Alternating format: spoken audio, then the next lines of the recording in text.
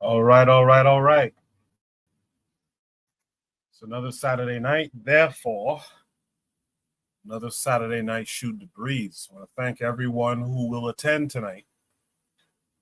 I want to thank those of you who will be in the chat tonight. And I want to thank those of you who check out the playback. A significant number of you do, in fact, check out the playback. So I appreciate all of you. Thanks in advance. You know the vibes. I come on first or early to give you a heads up as to what we'll be discussing tonight. One of our topics will be, do you sympathize with the plight of women? Another would be, shout out to Marilyn Mosby, a great black woman who stood up for Black Baltimore and now is being witch hunted, I guess. We're going to look at an example of something, and I answered the question, is it black excellence or not? In fact, I think I remember this one. This has to do with the defense contract a black guy got in the U.S. We're going to talk about travel warnings for the Bahamas and Jamaica. And we're going to talk about support black rum business. Support black rum business. Why do I feel like we may have discussed that before? But you guys will let me know if we in fact discussed that in the past. Daily affirmations by Pauline is out there saying good evening. Good evening to you. Daily affirmations by Pauline. Make sure you guys check out her channel. Check out her affirmations and check out her book on Amazon as well. Make sure to check her out. I assume I'm being heard. Drop a 1 if I'm being heard. In the meantime, I will start the show officially. And on the other side, I'll drop Shoot the Breeze topic number 1, as well as introduce any and all of the panelists that show up. You guys do stay tuned.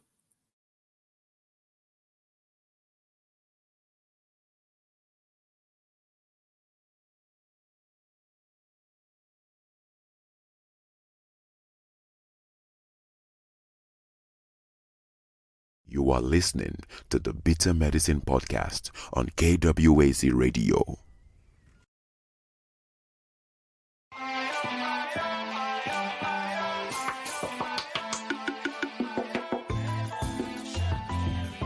Welcome to the Bitter Medicine Podcast, where it's all about black empowerment. Our show focuses on black news and entertainment, arts, science, economics, history, people, and strategies that uplift, empower, and motivate Africans within the diaspora. And now your host, whose favorite color is black, Goku.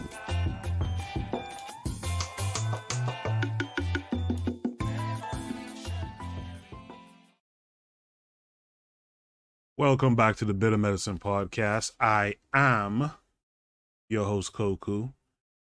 Just want to remind you guys before we get the show rolling that this show is part of a podcast network called KWAZ Radio.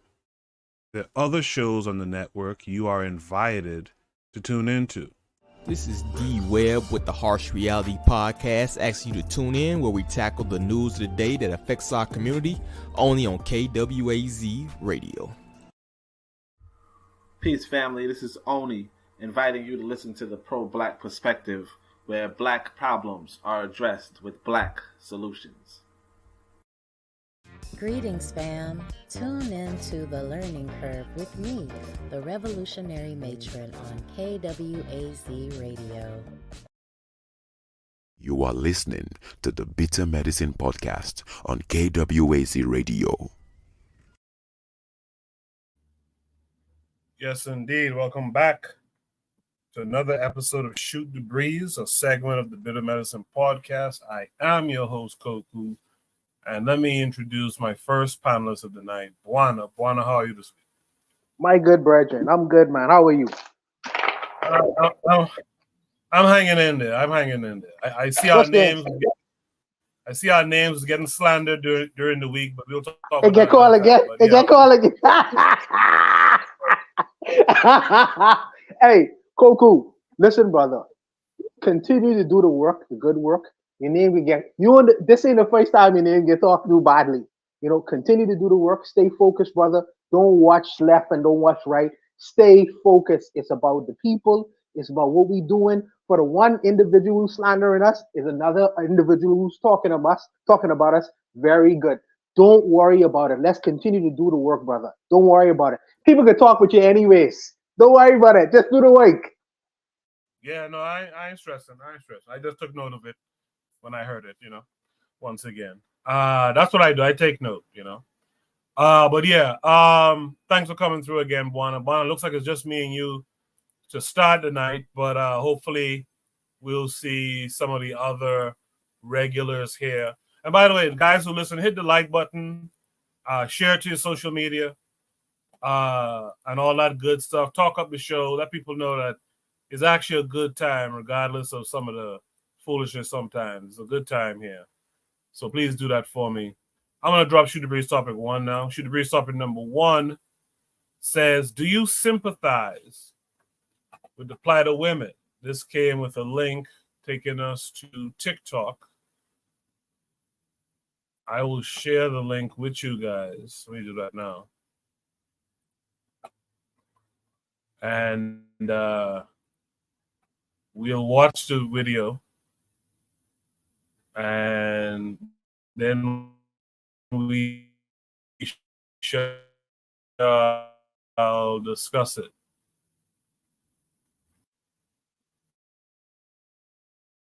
Girl, 90% are married men. God, I don't want people's husband though. Of course, I'm a hipsy girl. 98% of men see me as a pop girl. Every time, can we see? See what? Of course, I'm a hipsy girl. People hardly believe I make my own money. Period, I make my money. Of course, I'm a hipsy girl. True love is hard to find. At this point, I feel everybody coming is just to chop and run. Please stay your lane. I'm not available. Of course, I'm a hipsy girl. I can't even say I'm broke. They will ask me, with all this body, you are broke. As if I'm selling my body. I'm tired. Of course, I'm a hipsy girl. Decent clothes for some girls are very indecent for me. I can't wear what other girls are wearing. Of course, I'm a hipsy girl. Men don't take me serious. They just want to chop and clean mouth. Welcome to my world. Of course, I'm a hipsy girl. Sometimes I get tired of sharing my number because of the amount of guys that approach me just in a day. Even though I'm a business girl, I need to share contacts. Of course, I'm a hipsy girl. Not all my female friends like going out with me because they feel I'll get more attention and I might take their men. Of course, I'm a hipsy girl. People hardly believe I don't cheat. Welcome to my world.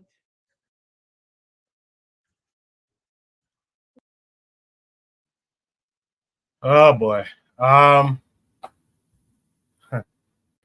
Buana, do you sympathize with the plight of women after watching that video? Well, it depends on which women you're talking about. Our women, because we talk about black women in particular, because this is our community. This is our community.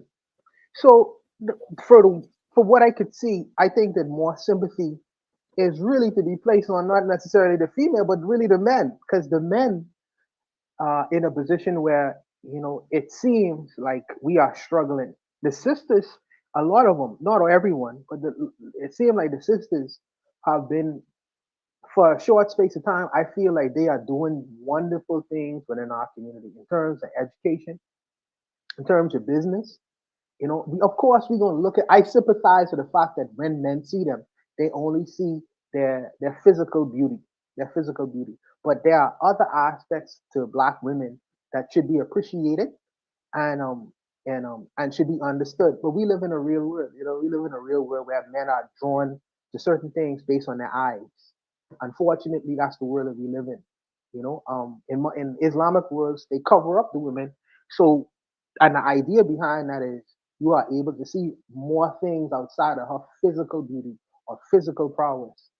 But because we live in the Western world, we are drawn to the attentions of her physical beauty as opposed to what's inside. So I would sympathize on to them based on that. But in terms of economy, in terms of education, in terms of how they've been doing, I think that they are making wonderful strides because they caught up with the game now. The game where they're gonna be left with the obligation of children and left with the obligation of a whole lot of things that it seemed like men in the Western world have skipped out on. So they seem to want to do more things about that scenario, whether just at least have something more to bring to the table than just their physical beauty and prowess. They're going to school, they're educating themselves. I just want as men for there needs to be an equivalent to the things that they are doing in a so-called Western society. Because you don't want a bunch of overly educated female sisters with undereducated men. That's going to be an imbalance that women going to feel dissatisfied with. So I think that really I understand the sympathies when it comes to just solely being looked at as objects, but you're living in the Western world. But on the other side of that, I sympathize with black men as well because I feel like they need to catch up with what the sisters are actively doing in the Western world in terms of education and career wise and doing other kinds of things. So I see a balance in the argument. I appreciate that, Buana. Yeah, I the struggles because you have hips and all that kind of stuff. That doesn't impress me, to be honest. So yeah, I sympathize with women, not over frivolous shit, and I do think women need to be held accountable as well. I think women have shit they need to be doing as opposed to talking about I have hips, so of course I blah blah blah. There's real shit you could be doing, man. From when I was small, I heard that women is the first teacher.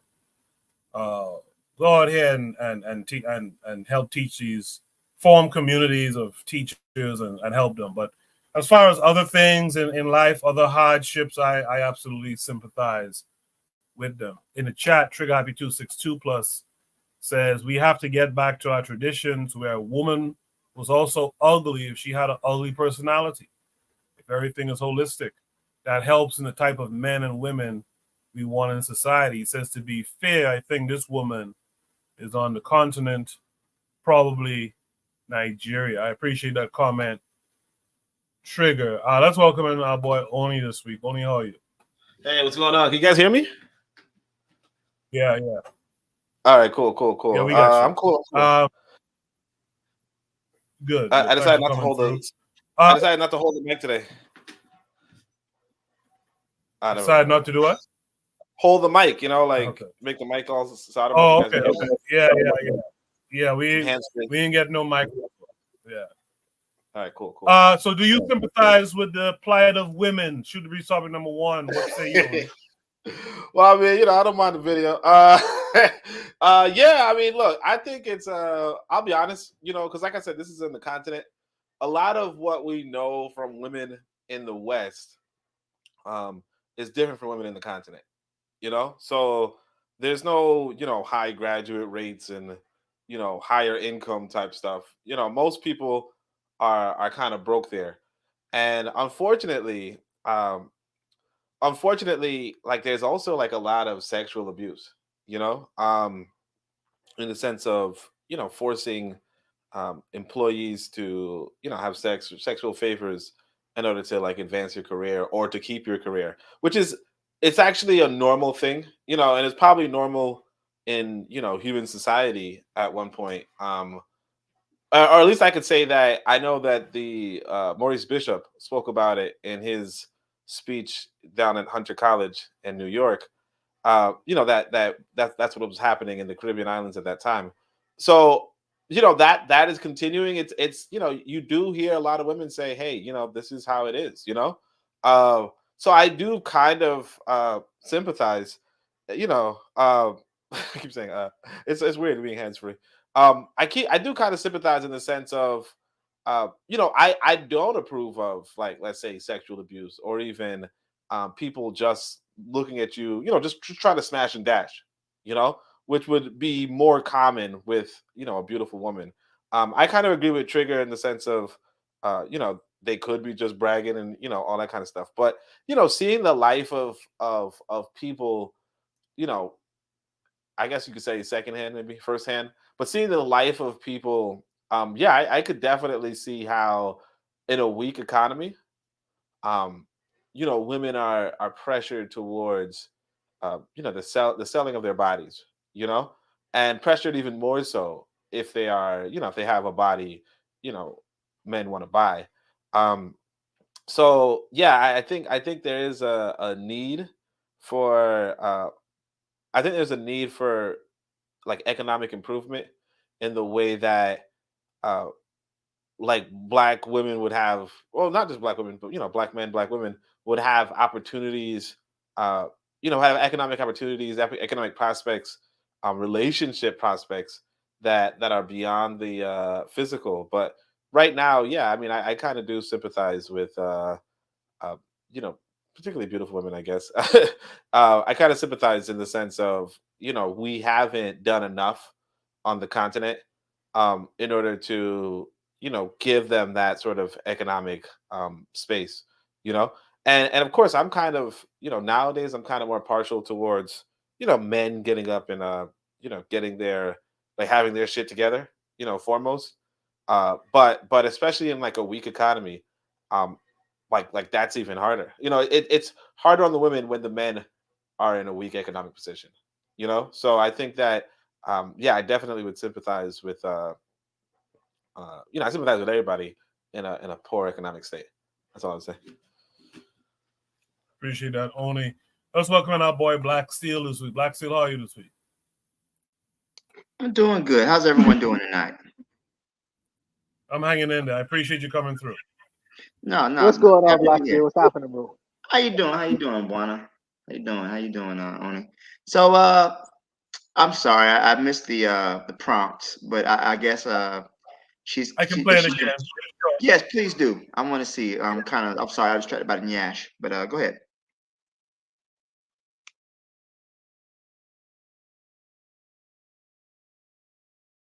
People hardly believe I make my own money.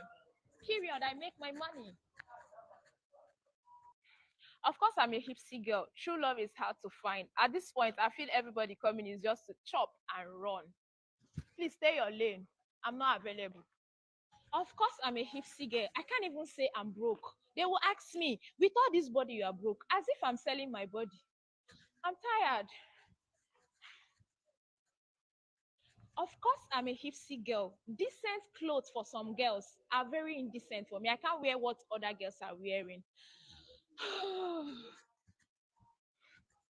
Of course, I'm a hipsy girl. Men don't take me serious. They just want to chop and clean mouth. Welcome to my world. Of course, I'm a hipsy girl. Sometimes I get tired of sharing my number because of the amount of guys that approach me just in a day. Even though I'm a business girl, I need to share contacts. Of course, I'm a hipsy girl. Not all my female friends like going out with me because they feel I'll get more attention and I might take their men. Of course, I'm a hipsy girl. People hardly believe I don't cheat. Welcome to my world.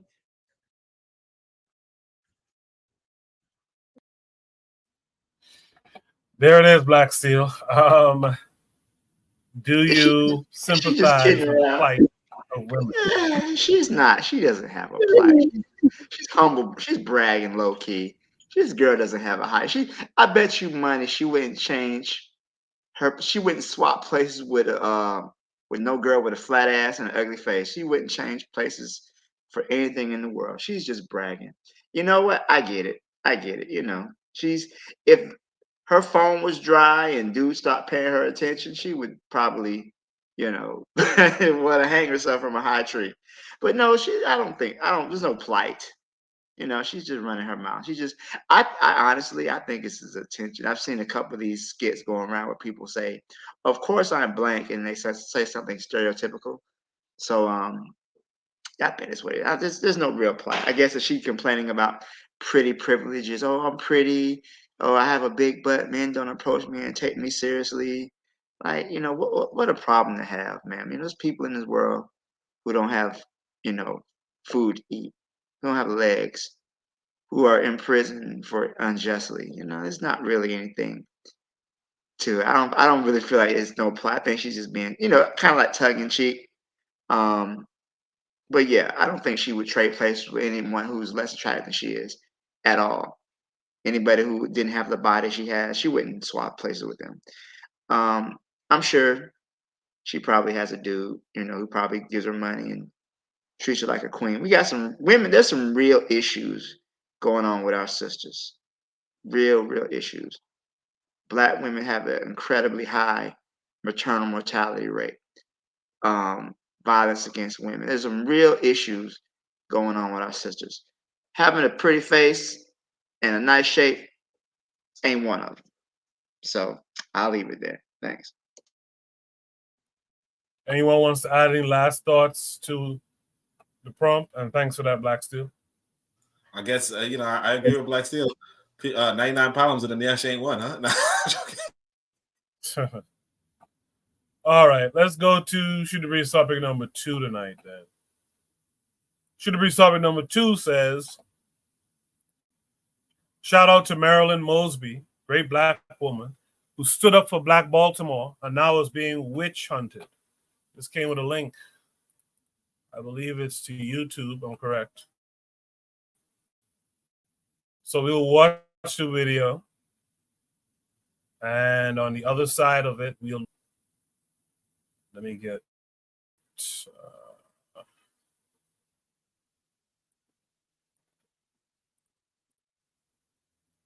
I don't know why. Okay. Got it.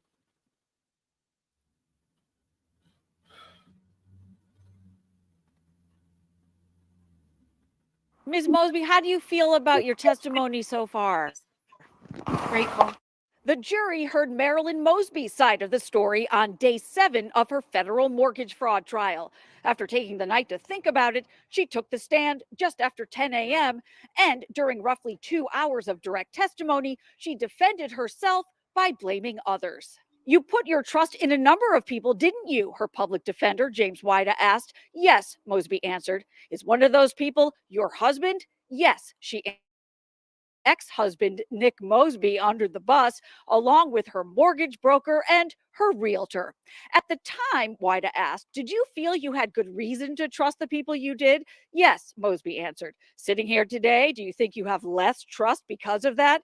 Mosby answered, yes.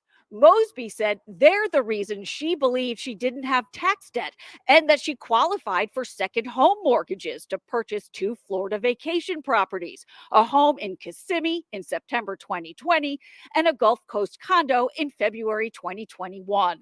Mosby also told the jury she has a perjury conviction and absolutely intends to appeal it.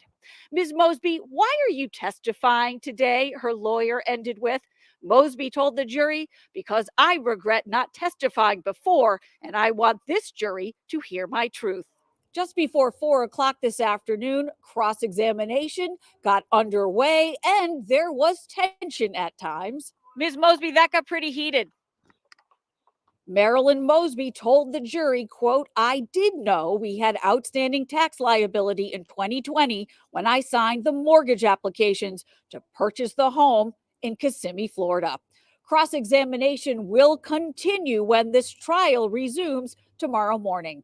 In Greenbelt, I'm Kate Amara, WBAL TV 11 News.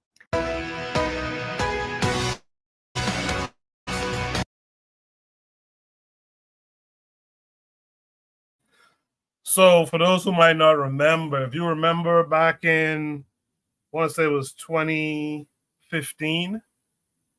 Yeah, like 2015, Freddie Gray, a resident of Baltimore, was thrown into a back of one of those sweeper type buses, police buses, and I guess they played that little game of stopping, breaking the vehicle hard and stuff, and had Freddie Gray, who was chained up, had him knocking about in the car, and I think he broke his neck and died.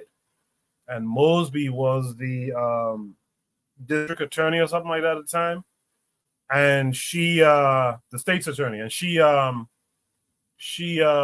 after the cops too. I think she got some of them hemmed up, if I'm not mistaken. And so it seems like this mortgage stuff that she got convicted on seems like this is kind of the witch hunt that they're engaging in behind her. So just to give a little background from my memory on it.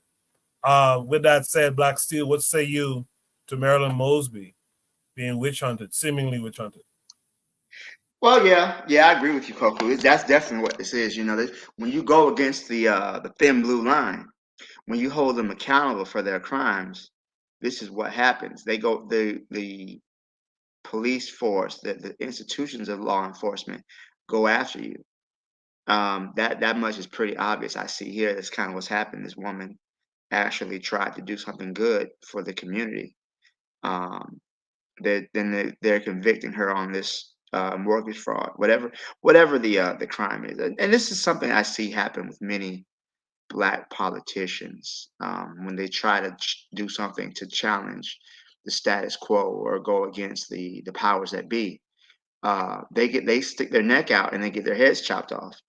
So I think this is a lesson that when you try to work within the system to change it, you just end up getting digested. You don't really make any change. You just, they break you down. Either you become one of them or they get rid of you. Another one, for example, here in Florida, the dude who tried to run against DeSantis, they tried to get him on some sort of corruption and fraud, and the case was dismissed.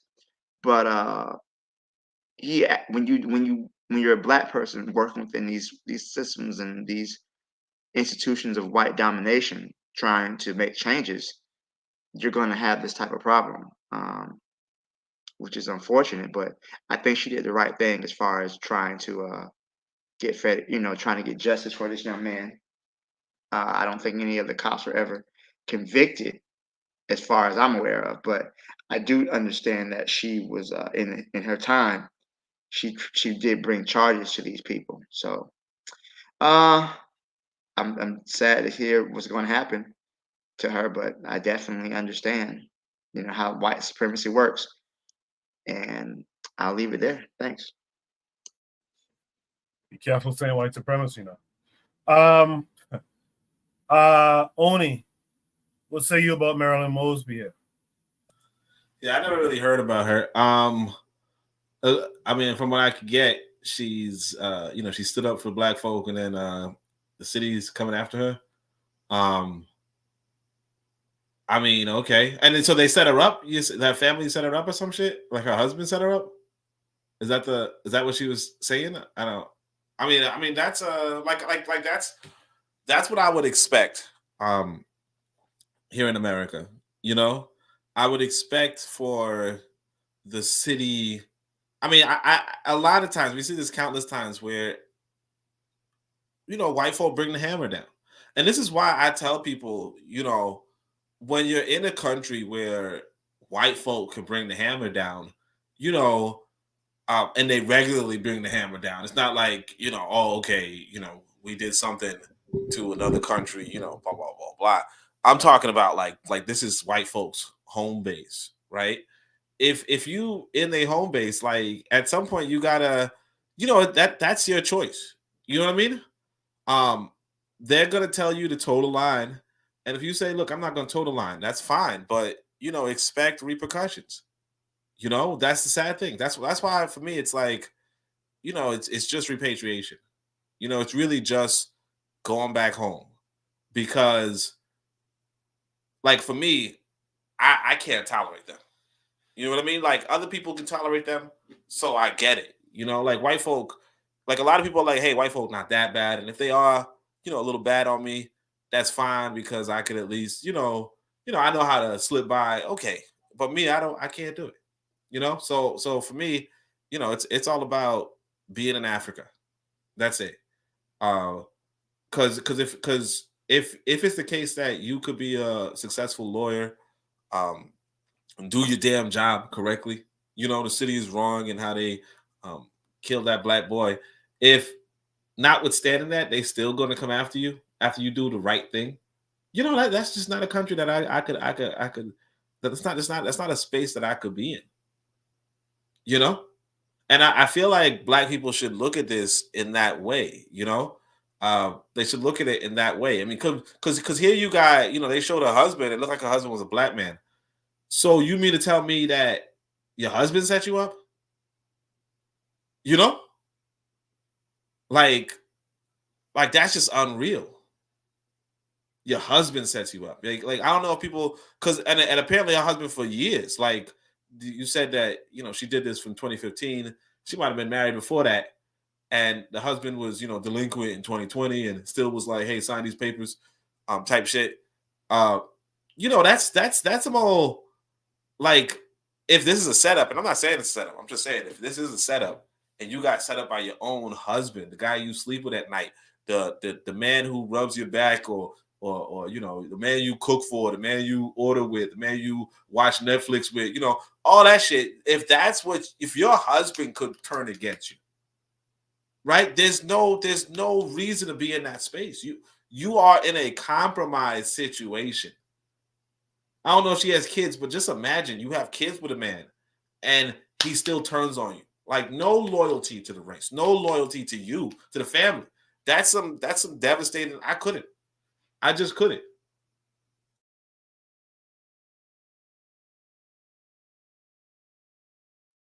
All right. See, I guess on his end his pod, Bono would say.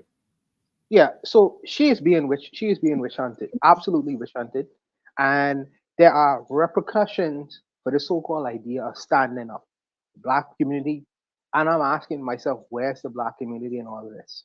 Because when there are cries for justice, no peace. Black men need to stand up and support and all these other kinds of things. Well, here's a lady. She did stand up. She did stand up and she tried to prosecute the people who actually murdered Freddie Gray. So now the United States government chooses to witch hunt her. Now, regardless of the fact that you had turncoats, you're always gonna have betrayers within the community. People who, go backstab you, always gonna have them. That they always gonna exist. My thing is, where is the follow through with our community in protecting her and ensuring that, hey, their voices should just be as loud for her as she was loud for them at the time. She was trying to get justice on behalf of Freddie Gray in indicting them police officers. Where are the big audience of people who were saying, "Oh, we need to support this and we need this"? Where are they? I hear a lot of talking and moral finger waving, but I'm saying that where is the follow through? Where's the follow through? The brother who believed at the time that police officers were harming Black men. I think his name is Micah Johnson. And he felt like, well, let me get my justice against these police officers. Because everybody at the time perceived that white men were indiscriminately harming Black men. So now he is dead and murdered. Where is the community to jump on behalf of Micah Johnson? Are they supporting his moms? Did they have a big financial thing to help and make sure that she is financially secure, his children and things of that nature? Sometimes our community sometimes can be so hypocritical and contradictory because I'm asking, where is the follow through? Because she should just be she should have as large an audience in support of her as they will cry for justice, because the United States government, they have a long history. They go after people who they feel is going after them. So we are quiet now. Our community is quiet now because no follow through is there. Not only her, but other people who would have stood up, quote unquote, stood up. They want you to commit the act itself, but there's no follow through in terms of the after effect, the afters of what could happen, the result of. So you're watching her now, this witch hunt, and people are saying, well, if no one is going to support me after the fact, what is the point in doing it at all? What is the point in doing it at all? If they're so hypocritical, I'll just leave it alone. I just saying that shout out to Marilyn Mosby. She is a Black sister. I believe that we should support as a community. When the white police officer shot the brother in one of these states, he had financial support of the wazoo online. They ensured that financially he could go in a courtroom with the best lawyers. when it was said that I think I can't remember they was calling the black guy a thug at the time, who went into the store and took something out of there, and the police officer stopped him and ended up killing him. He was supported by his community financially, and he didn't have to say anything. This lady, Marilyn Mosby, stood up in her community. I'm saying, where's the follow through? Everybody want to get us to act. You know, it was emotive response. Emotive response. Where is the follow through? Where's the follow through in standing up for black women? Now is the time to do that. Now is the time to do that. Where's her audience and support? I wonder. Needless to say, you know, shout out to her for her efforts and what she would do. I know the United States government is going to come after her. Hopefully, she'll be successful and have enough money to defend herself. I don't even know if she had to have one of these monetary things where you support these people monetarily, or she even requested it. But my question is, where is the support as a community? Because she stood up. But I'll leave it there, Koku. I'll let you go, man. You know, boy, and I'll be honest with you. You know, I was familiar with Marilyn Mosby because of the Freddie Gray situation, and she made a lot of news around that time when she went after those cops. But you know, to be honest with you, in this instance here, I didn't even know about this story. This was news to me. I had to look it up when I saw the prompt last week. So apparently, she had supporters in the courtroom. They packed the courtroom. They prayed, blah blah blah. But I think a part of it could be that, in terms of a national level, we didn't get the word about it. That's just my thinking, because I really didn't hear about her and this fraud thing. I don't know about the husband betraying her. I didn't pick up that tidbit, but it was said that the husband in the trial had said something on her behalf, like it was an unfair thing, and the judge struck it from the record. Right? The husband was saying it was unfair that they're going after her, and apparently the judge struck it from the record, and the jurors or whoever weren't supposed to consider his statements. They did divorce. They do have children, and they did divorce last year, I guess, after she got convicted. So for a second time. So that's all I had known about it, and what I saw when I looked it up. So I believe, you know, like Oni said, he didn't even know who it was. So I don't know if a lot of us got the news on this. Now in the chat, we had Arzuli, who was implying it wasn't a witch hunt. She committed fraud, and etc. So Azuli came up. I asked him to come up. Azuli's here. Azuli, how are you this week? Yeah, I'm fine. What's going on? Good. So Azuli, you were familiar with the case? No, I'm not. And that's the first time I'm hearing this, to be honest. And I don't know anything. I didn't know anything about that. My thing is, I don't know how is this a witch hunt. You committed the fraud. So if you going after the blue wall, like Black Steel said, why is your background not squeaky clean? If you're gonna stand up against certain part of the government or whatever, why is your background not clean? Like, we, as a black community, we need to stop freaking. Oh, it's a witch hunt. She committed fraud. She was doing that probably prior to that case.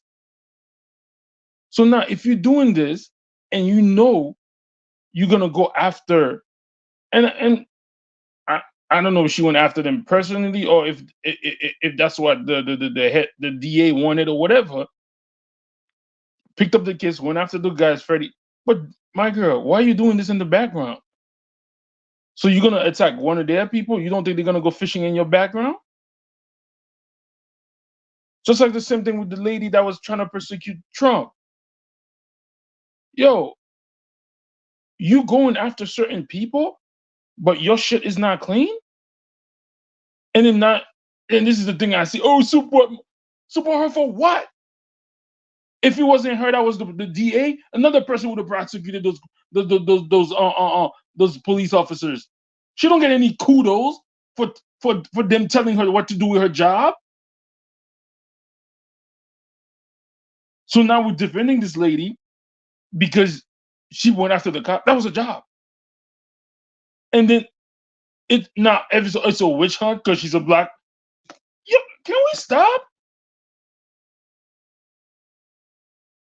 It's a witch hunt. The lady committed fraud. It's a witch hunt. So I don't know. Allegedly. Can I respond? Can I respond? Go ahead. Go ahead. Go ahead, Juan. I'm You not get even it. I'm about done. to say something. Oh, I'm God. not Go even- ahead.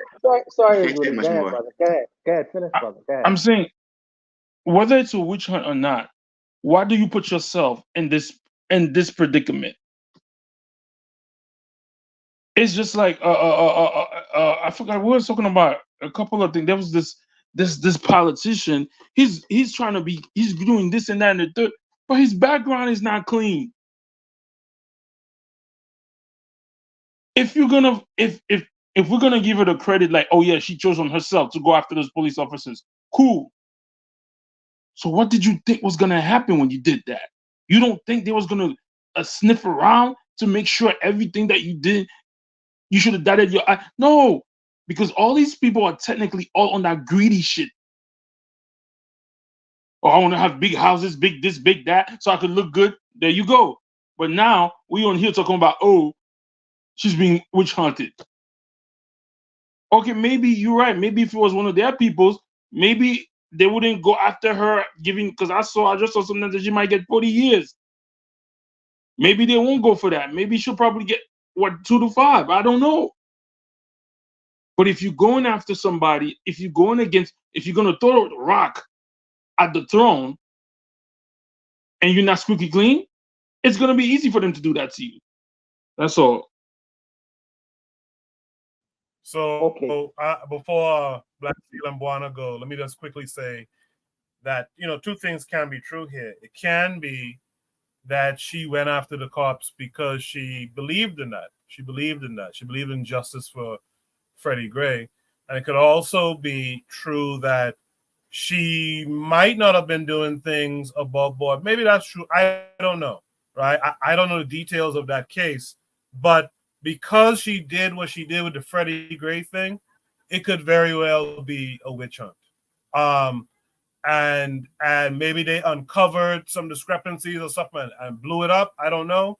But I think that the possibility of it being a witch hunt is valid.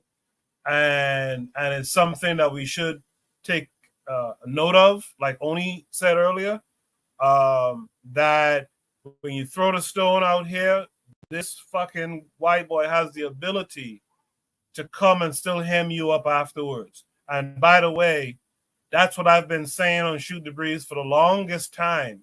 And a lot of you guys push back against it and talk a bunch of shit. Then you come right back and say, yeah, they can enact, they can sabotage you, they can railroad you, they can witch hunt you, all that kind of stuff.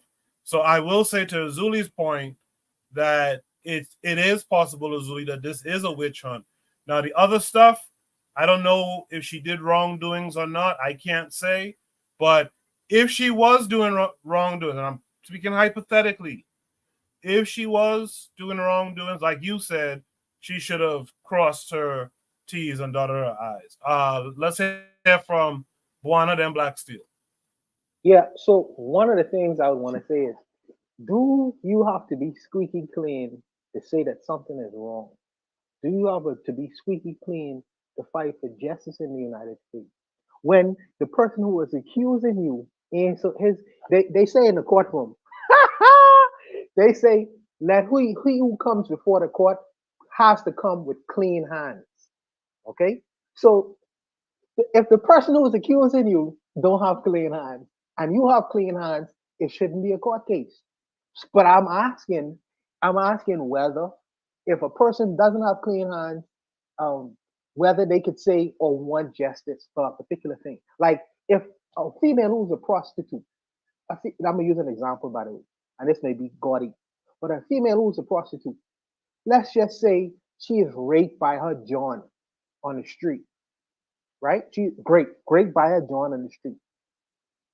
Should she be able to go to the police and say, this person raped me?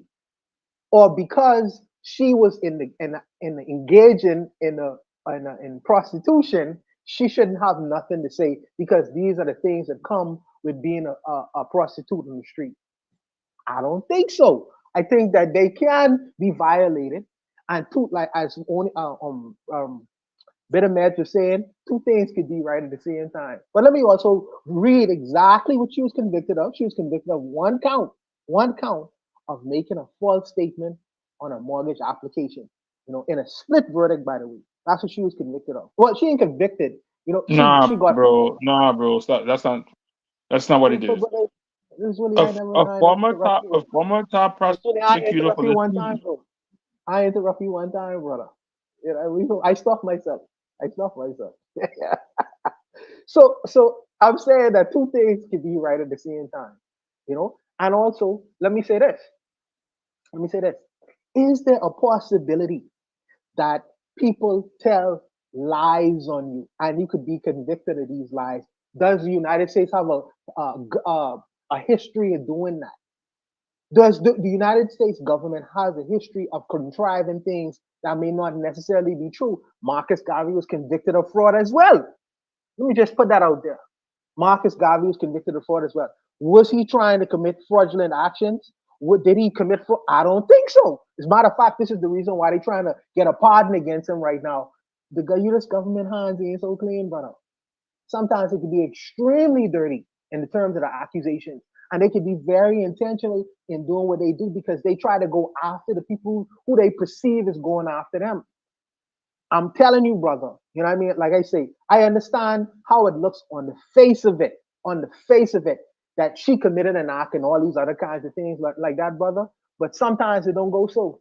This is why they go to court and people lie in courtrooms. Not only that, some people are wrongly convicted of crimes. Is it this particular sister? I don't know that. I'm just saying that these things happen and these are historical things that would have happened in terms of what happened in your country called the United States of America. And you know that. So let's don't exclude this reality and take it out of the context of this lady and what she did when Freddie Gray was doing what he was doing. And people don't seek to come after, just the same way they try to go after Fannie, the sister in Atlanta, Fannie, I forget what her last name is right now. They're saying what they're saying against her. She went against Trump, and Trump in turn going against her. But what you have to say about it, you should make sure you ain't doing certain things untoward. But even if she wasn't doing things untoward, that does not take off of the table that people lie, create things, and contrive things. Brother, billionaires play that way. Men with power, they play that on that level. Even if you ain't do nothing, they gonna pin something on you. That is possible, brother. Don't take that off the table when you deal with powerful men. I'm just saying. I'll leave it there and let Black Steel go. All right. So as everybody was talking, I'm doing a little research on this lady. I was familiar with Miss Mosby before. One thing I would say, she had a busload of supporters who came for her. So I mean, there actually were several people who showed up to the trial. So she did have support. Now, Black people are just not going to support financially the way white people support. We don't have the money, but there were many supporters out there for her. Second thing I want to say, these crackers lie like they breathe. So when this Black woman, who not only did she help get Fred, she tried to convict the people who helped murder this Black man. She also reduced the times and sentences for marijuana in Baltimore, which led to less Black people being locked up for nonviolent crimes, which is a good thing. She also prosecuted several other police officers for their abuse and violence against Black people. So this is, now that I'm seeing the whole picture, it makes sense they came after her. So what she's accused of, using the PPP loan during the COVID pandemic, which they forgave 80% of them. This woman didn't do anything that these crackers haven't done all the time. So to say, oh, she committed fraud, like it's just a matter of fact, I'm sorry. Do you know what country you live in? To Buana's point, they convicted Marcus Garvey of fraud. They said Dr. King was a goddamn adulterer. They said all type of negative stuff about Black people that they don't like. I'm not gonna just believe the word of some cracker against a Black woman who was literally out here trying to help Black people. That's ridiculous to me. Let's not take what these crackers say at face value. All right, we're not doing that. So yeah, she was charged with whatever bullshit. But yeah, she has a history of doing things to help Black people. There was a young man who was convicted of murder. He found, that there was police misconduct in the case. She brought it to trial and helped get this man free from prison. Cops don't like that shit. They don't like the fact when they can't brutalize and mistreat Black people with impunity. So yeah, she had a target on her back.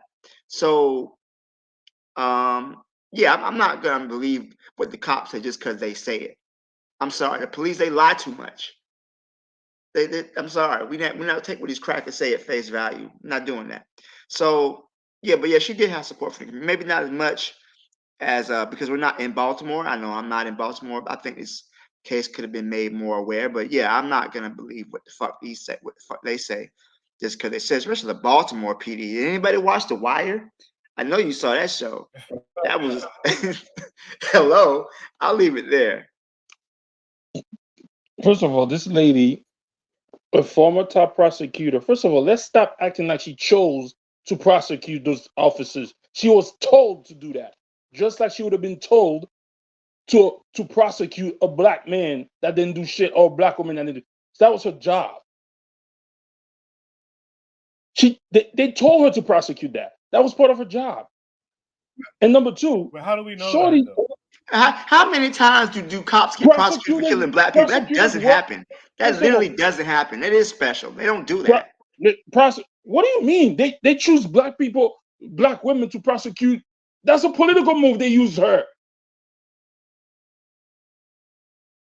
See, this is the problem. Y'all want to pick and choose. Shorty worked for for Maryland. She was not the head honcho. She was told to. She's a prosecutor. They prosecute. I don't know if you're aware how prosecutors have the option to choose which cases they take and which cases they don't. I don't know. Absolutely. All right, now, yeah. Now she could choose. Okay, whatever. They've always been able to choose. That's why so many cops kill Black people and don't face punishment because they choose not to prosecute. That is not true. That is you saying that she could have denied it? Yes, it happens all the time. Not only that, but she's an elected official, and she could have very well chose it to help her re-election in that position as well. So she could have really genuinely wanted to pursue those cause. And the other lady was Fannie Lou Wilson, is it? But go ahead with it. A former top prosecutor of the city of Baltimore was convicted on Thursday of charges that she lied about the finances of a side business to improperly access retirement funds of people of Baltimore, using the money to buy 2 Florida homes. So they just made that shit up to go after her. So they said I'm okay people have been working. People have been working hard to try to retire. She accessed that money and put it down on 2 homes in Florida. And they said she lied about it. Was it so her retirement funds? Could it be her personal retirement funds? They didn't say. So now you're making up shit. They didn't say. I'm asking a question. I'm asking a question. I'm asking a question. Did I read her personal? I said access of retirement funds. To a retirement fund, but are they her retirement funds? Why would they give you access to your own retirement fund? Because it's her retirement. She paying into it. This is what I'm saying. Why would they prosecute her for that? Because she's Black. What the fuck? No, see, that's what I'm talking about. Look at this shit. Because she's Black. That's some liberal leftist. Oh, I'm sorry. This shit y'all doing. And all I'm saying is, if you're gonna go against, if y'all saying what she's saying that she chose to prosecute the fairly great, she did all that great. But if you're gonna do that, mama, your background better be squeaky clean. Because anything you have in your background, they're gonna come after you. That's what I'm saying. Be fucking for real, okay? Be fucking for real. So I would like to know what my Haitian sister at Harvard did in terms of why they went after her. because she seems to have done everything right, to be honest with you. And they say that she's a plagiarist, which is a whole other matter. But I really would like to know what my Haitian sister did at Harvard to get the backlash that she did, even though they call her plagiarist or whatever.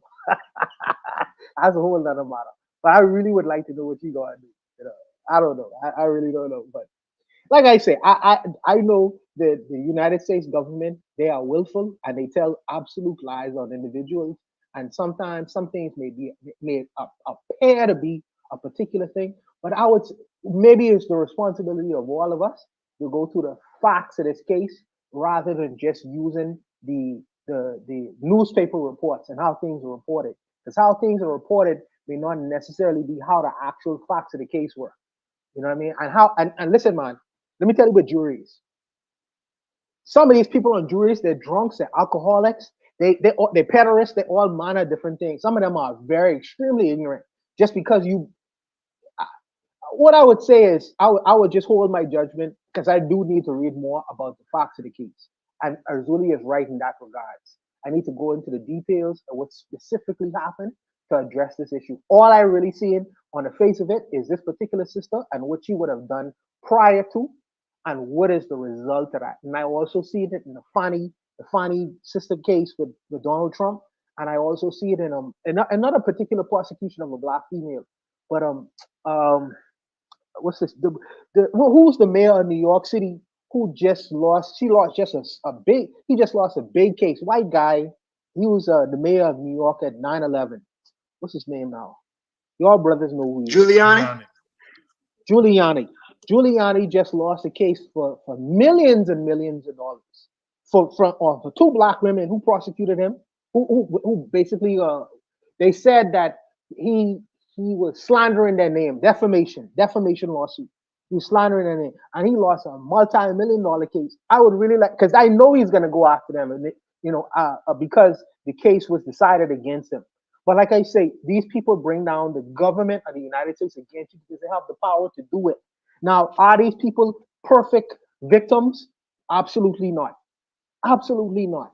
Everybody has certain things in their closet they wish not to necessarily reveal to the general public. But I'm telling you, Arzuli, you may not think so. You may not think so, but the United States government have a tradition of going after people who they believe are a threat, and they make up and contrive many different things sometimes against not so innocent people. And they do lie as well. I want you to put that in your pipe as well. The United States government lies from time to time, bro. Even though you may not think so. You know what I mean? If that's the case, they come after you. Yes, that's the case. Why are you making it easy for them to come after you? Nobody's a perfect victim. Sorry, Blackfield. Nobody's a perfect victim. Yeah, I just want to defend black bullshit. Yeah, I want to defend black bullshit because he's a black woman. I ain't trying to do that. Really, if I dig enough deep into your history, I could find one particular thing and pick it out what you would have done and say you can't be a victim because Azuli smoked a blunt when he was 15 in high school. I want to read something. I want to read something really quickly. Hold on. According to the evidence presented at trial in February 2021, Mosby made a false statement in an application for a $428,400 mortgage to purchase a condominium in Longboat Key, Florida. As part of the application, Mosley falsely stated she had received a $5,000 gift from her husband to be applied to the purchase of the property. According to the evidence presented at trial, Mosby made this statement in order to secure a lower interest rate. According to the evidence presented at trial, Mosley did not receive a $5,000 gift from her husband, but rather transferred $5,000 to him, and then he transferred $5,000 back to her.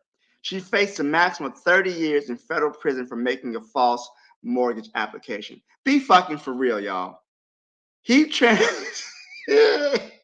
Okay. He gave his wife $5,000. Oh, you lie on the mortgage application? Come on. Let's be serious. Come on. That's what they're trying to convict her of. It's a witch hunt, man. I think they're still looking for weapons of mass destruction overseas, by the way. Is any last words wanted on this prompt here? Okay. It was a good, it was a Let's good go to Shay. conversation. It was a good conversation. Well, I was gonna say 30 years for that is Yeah. wild. Yeah. 30 years for that is wild. Or 40 yet. It's either 30 or 40. So that's wild. Should be sub number 3 tonight. By the way, if you're out there listening, hit the like button, share on your social media as well. Should be topic number 3 says, question, Black excellence. Let's see what this takes us to. This is going to take us to Twitter. And we see a tweet here from Isaac Barnes, at Isaac M. Barnes. He says, dreams come true. And there's this picture here that says, it's from a June 16th, 2022 article. It says 39-year-old Black entrepreneur makes history, awarded $13.4 billion defense contract. It says, meet Isaac Barnes, the young founder and president of Eminent Future, whose Black-owned tech firm has been awarded $13.4 billion defense contract with the U.S. Air Force and the U.S. Space Force. Isaac is a marvel reminiscent of young Black leaders transcending generations of relevant and personable individuals who have made such an extraordinary mark in history. This is not a thread. So 39-year-old Black man, entrepreneur, makes history, awarded $13.4 billion defense contract. So I guess the idea is, what do you think? That defense, quote unquote, is going to be, or who do you think that defense is going to be used on? Azuli, what say you to this? I'm not saying anything. What can I say? The Black excellence. Yeah, $14 billion. Go buy you a Lamborghini. Go buy you a big house. Do your thing. That's the individual success that Black people are capable of doing. So, what I'm going to say, it's going to affect Africa. It's going to affect the Caribbean. So nobody cares. People more care about that. That's Black excellence. So what is going to affect Black Africa? So why it's going to affect the Caribbean? So why it's going to affect third world countries? He's thriving. Much shout out to my man, Black Bonds. I guess Isaac Bonds. Do your thing. I have nothing to say, but hey, go ahead. That's all. Appreciate that, Azuli. I do agree with some of what you said, to be sure. Trigger thinks we did this before. I didn't remember us doing it before, this topic before. But in any event, it's here now. Let's we have a few different people. I don't think Azuli saw it before. Black Steel, do you remember us discussing this? I think I might have been asked it that day. But yeah, this whole idea of Black excellence is going to be the death of us all. I got to keep it a buck. This is going to be the death of us all. What does Black excellence mean when in a system ran by white psychopaths? I don't want to say white supremacists. I don't want to summon that genie. But what does Black excellence mean in a world controlled by white psychopaths? Why is it that a Black person got afforded this $1 billion contract from the Air Force, which is going to be used to oppress Black and brown people across the globe? Why is it that Black genius is always being used to further white domination of the planet? I think we really have to ask ourselves this question. What does it mean? They did the movie about Hidden Figures, about those Black women helping white people in the space program in NASA, only for them to turn around and use surveillance from space, to use spaceborne weapons to literally bring the Earth to the brink of destruction. We got to really question why is it that Black genius and Black ability only serves to further white domination of the planet? And I remember something Amos Wilson said: in order for a minority to dominate a majority, that majority of people must be out of their minds. And I really think that's something we really need to question. We are oriented towards improving white supremacy, and it's really crazy. I always remember something Kwame Ture said, talked about Benjamin Banneker, the black man who helped design Washington D.C. And he said, here it is, your people are in slavery, and here you are helping the white man build a stronger country. What kind of fool are you? We don't think about these concepts in our minds to where we look at this black man, he's helping, create weapons for the Pentagon. Why? So they can help commit genocide. They can eliminate and control more people's resources. They can build more bases on the African continent. Why is this a win for us? The fact that we can just consider, oh, he got the bag as a win for black people, and that is a loss for us.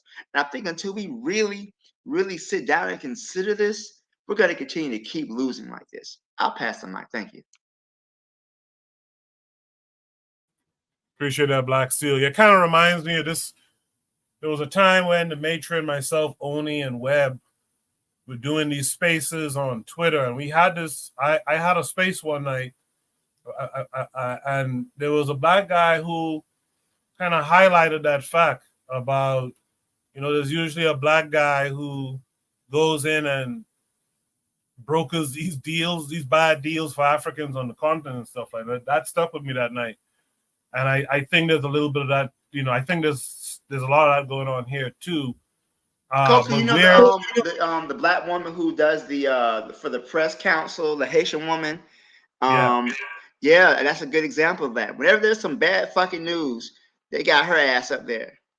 Like, does she not see the? I'm sure she's probably paid very well for her position, but they always want to put black people as the face of white domination. I guess to make it more inclusive. Black Lives Matter. I guess. Yeah, and the thing is, we're trained to look at. Oh, they're winning. This is why I hear folks giving this stuff a pass too. When you talk about the drug dealers and stuff in the community, there's people who would say, well, they getting it how they live or some shit like that, or if it wasn't them, someone else would do it. And I'm like, why are we so set to celebrate like negativity because it has a price tag on it all the time? I have a problem with that. So a lot of us will see this as black excellence. Wow, black guy in defense, and his country is making, his company is making, $13 billion. Wow. But what is he doing? What is his company really supporting here? Let me hear from Buana next. Yeah, so this guy works for NASA or whatever, and he exemplifies this idea of black excellence. So I'm asking your brothers, have you all ever heard something called the National Space Research and Development Agency? Have you all ever heard of that word before? You all ever heard of that? In Nigeria, the Nigerians also have a space program. They also have a space program. Very little people know about it for some reason. Started by Obasanjo. Obasanjo was the president of Nigeria, and they are sending satellites into space. Been sending satellites into space since I think like 2003. They've been sending satellites into space. Exemplifying this idea of black excellence. I think that our agency have maybe like 1,000 to 2,000 people employed in terms of this whole idea of black excellence. Very little people know about this agency. Very little people for some strange reason. Not only black people in the West can engage in this idea of black excellence, but you could take your black excellence and put it into something that may be beneficial for black people rather than against the interests of black people. I think that we get caught up in so-called travel documents, because that's what I call these passports. Travel documents. Take some of that genius and invest it into spaces where it won't mal affect black folks, rather than in places where it will ill affect black people in a horrible way. in a horrible way. Because, like we say, they're gonna use whatever technology he has in the so-called space race to mal affect black people. You could use that same what's the thing name? Hidden figures or hidden people who was these genius black women who was working for NASA or the interest in NASA. I'm thinking to myself, maybe if you petition African governments about the ideas that you have in your mind collectively and say, we can do this for you and forward and advance technologically your country, but you have to be willing to do this. We set these conditions and we would like these things as far as us getting recompense or us be financially being reciprocated in terms of what we can bring to your country. Because obviously these people are going to use his wherewithal, his mind, his intelligence really to oppress a bunch of for this one individual who's gonna make who have this $1 billion contract, he got repress another billion people who look just like him. Imagine that. And they put it on like as a shining example of black excellence. But they ain't gonna put it as what his technology is gonna do is gonna be a shining example of black oppression and abuse from around the world. But I'm saying that if you could do that with with the white country that's used this, why not offer it to the Nigerians? I don't know. I don't know. Maybe that's the black excellence. You only excellent when you're doing things in that interest, but not doing things in the interest of yourself, or people who look just like you. Because ultimately, they want to be the controllers of the universe. And if they could use you to do that, they will. Why not? Why not? Let's use your big black brain, intelligent brain, to make these weapons to oppress everyone else on the planet. And they could give you a nice little house, a nice little car, and a nice little white-looking girlfriend. Of course, we give you all of these things. So I say, why not give it to the Nigerians? Why not give it to other people in Africa who may do it into the interest of themselves? People who look just like me and you on the planet. Maybe they be, I don't know. And this is how you negotiate bargaining chips and bargaining power. Because if you have the ability to do these things, you become very important to certain governments. Matter of fact, very dangerous to others. So now you have real bargaining power. But it's what people decide to do with themselves, and put up, to make observations. But us who living in the West, us dumb Negroes, to say, well, look at him, we could be just like him. I don't know, but I'll leave it there. I'll leave it.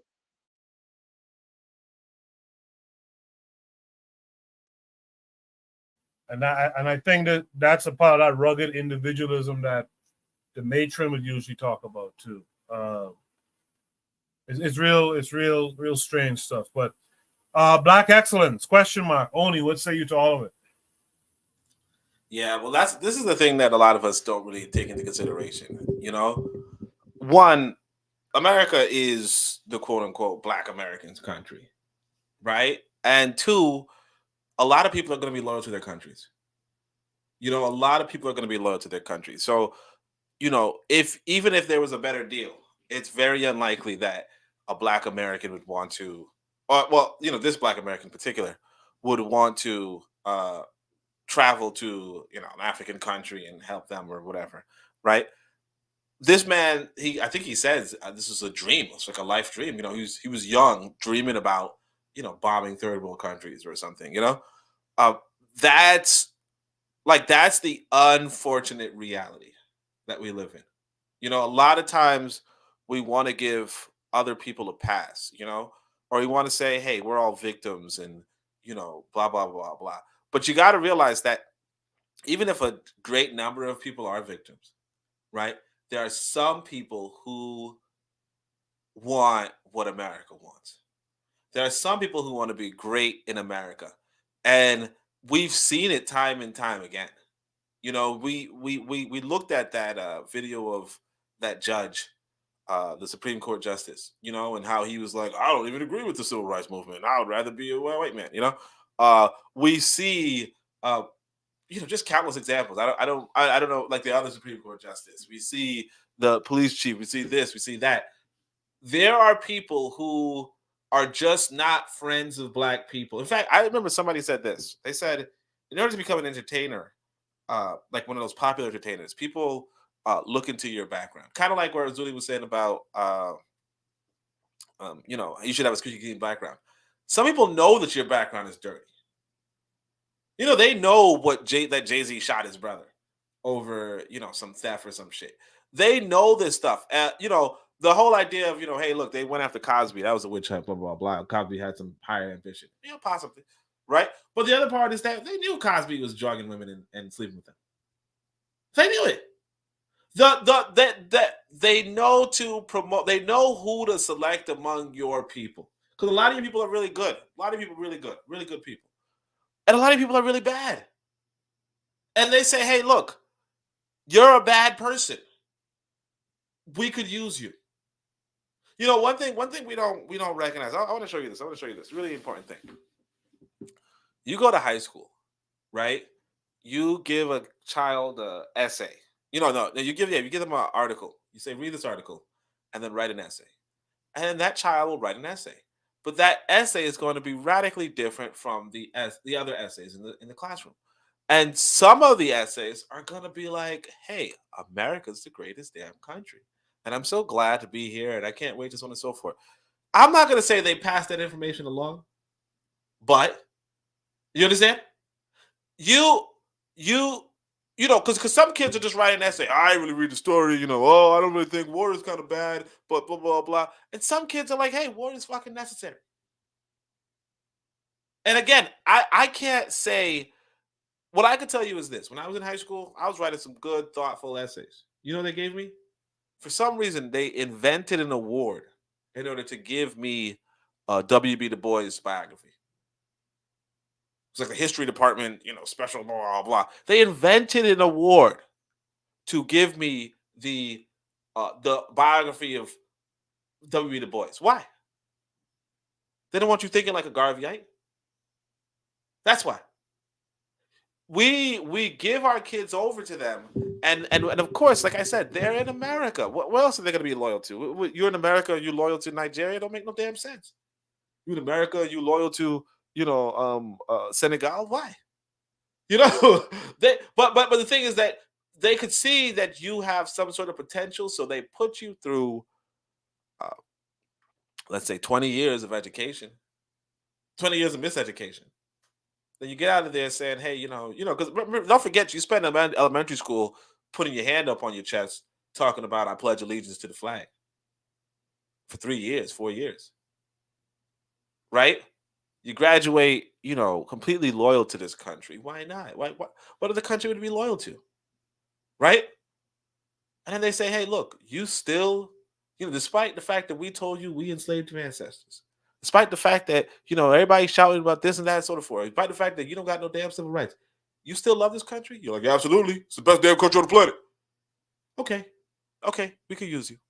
And that's what it is time and time again. We look at people like Redhead, I don't know her name. The woman who shakes her ass, the flat ass, whatever, right? That woman, right? You look at her, you think these white folk don't interview her and say, hey, what are your thoughts on this, so on and so forth, and realize she's brain fucking dead, and say, okay, we could use you.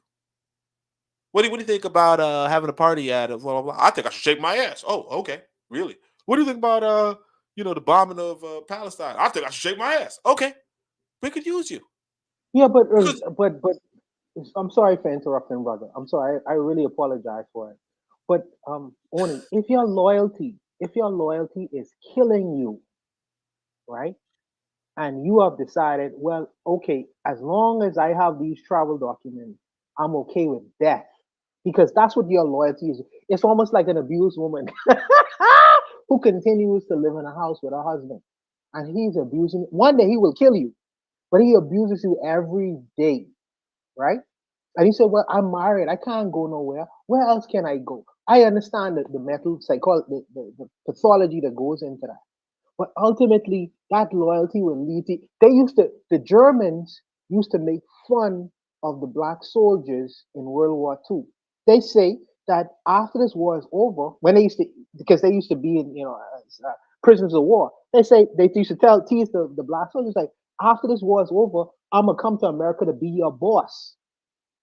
And that's exactly what in fact happened. So I'm saying to myself, if your loyalty is gonna eventually cause your demise, why continue to stay loyal? I do not understand that equation. There are other places, there are other situations, possible situations. Maybe it's imagination. Maybe it's imagination because there are other opportunities that exist in the world that will give you a softer landing than what you have been exposed to for 400 years. Why not take the opportunity or even the chance of experience something where will provide you with a softer landing? Why continue to exist in the place of an abuser who will eventually kill you? I don't. I may, Black Steel. Maybe you could tell me better, man. Make me understand. Black Steel is in America. We all of us are a bunch of feathers. Black Steel understand it true and true. Make me understand that, Black Steel, please. Wait, hold Well, on. the best way I can describe it. Go ahead. I'm sorry. Let me just finish. Let me just finish. Because I don't know what that was about. But yeah, I mean, look, that question is kind of valid, but also invalid. You know, you are a 35. No, you're a 23-year-old brilliant black man, right? You have actually way more opportunities than a 25-year-old black man who's not brilliant. Okay. There's a big difference. Like I can tell you guys, if I said, you know what, fuck politics, right? If I just stayed in school, I would just go.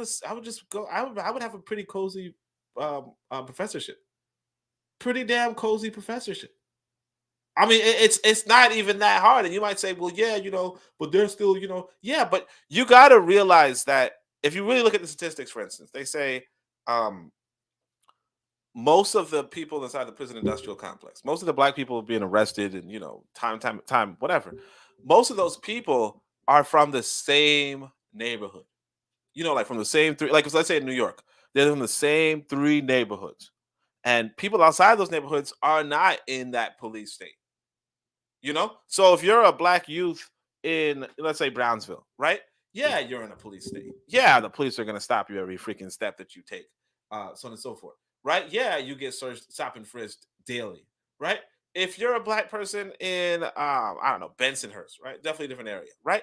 You're not in a police state. You're not some black people, like for instance, me, right? I maybe even Koku, maybe even Azuli. We don't even get stop and frisked. Police don't even like look at us. Never in our lives.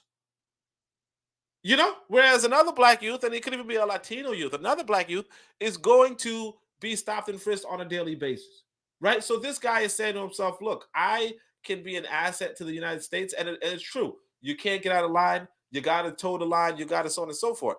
But if you, but still, like, what the fuck? Right. But if you say to yourself, I accept these terms, right?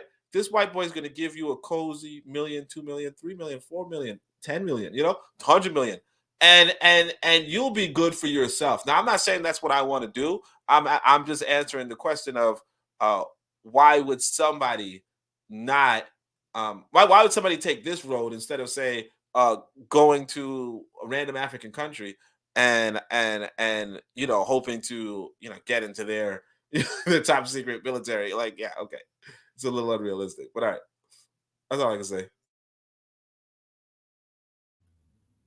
All right. So I would say, I'm sorry, I want to answer his question. Go ahead. So I would say this: we have to understand that America has probably the most sophisticated propaganda system in the world. It's really nothing like it. Most Americans, and Black Americans are not exempt from this, but most Americans truly believe that this is the freest country on earth. To other countries around the world, they hate us because we're free.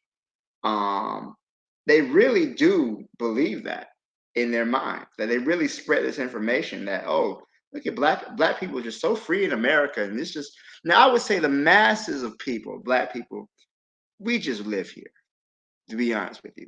Most of us just live in this country. We're not, overly patriotic. We're not trying to be all, we love Uncle Sam and all the other bullshit. We understand that we live in a racist ass, white supremacist dominated system that's would kill us if we get out of line. this is the reality. Many of us don't have the means or the method to get the hell out of here. If we wanted to, it's something that's difficult. But I would say this: that understand that it's America is often like when you're born, the day you die, you get hit with a steady diet of America is beautiful, America is great.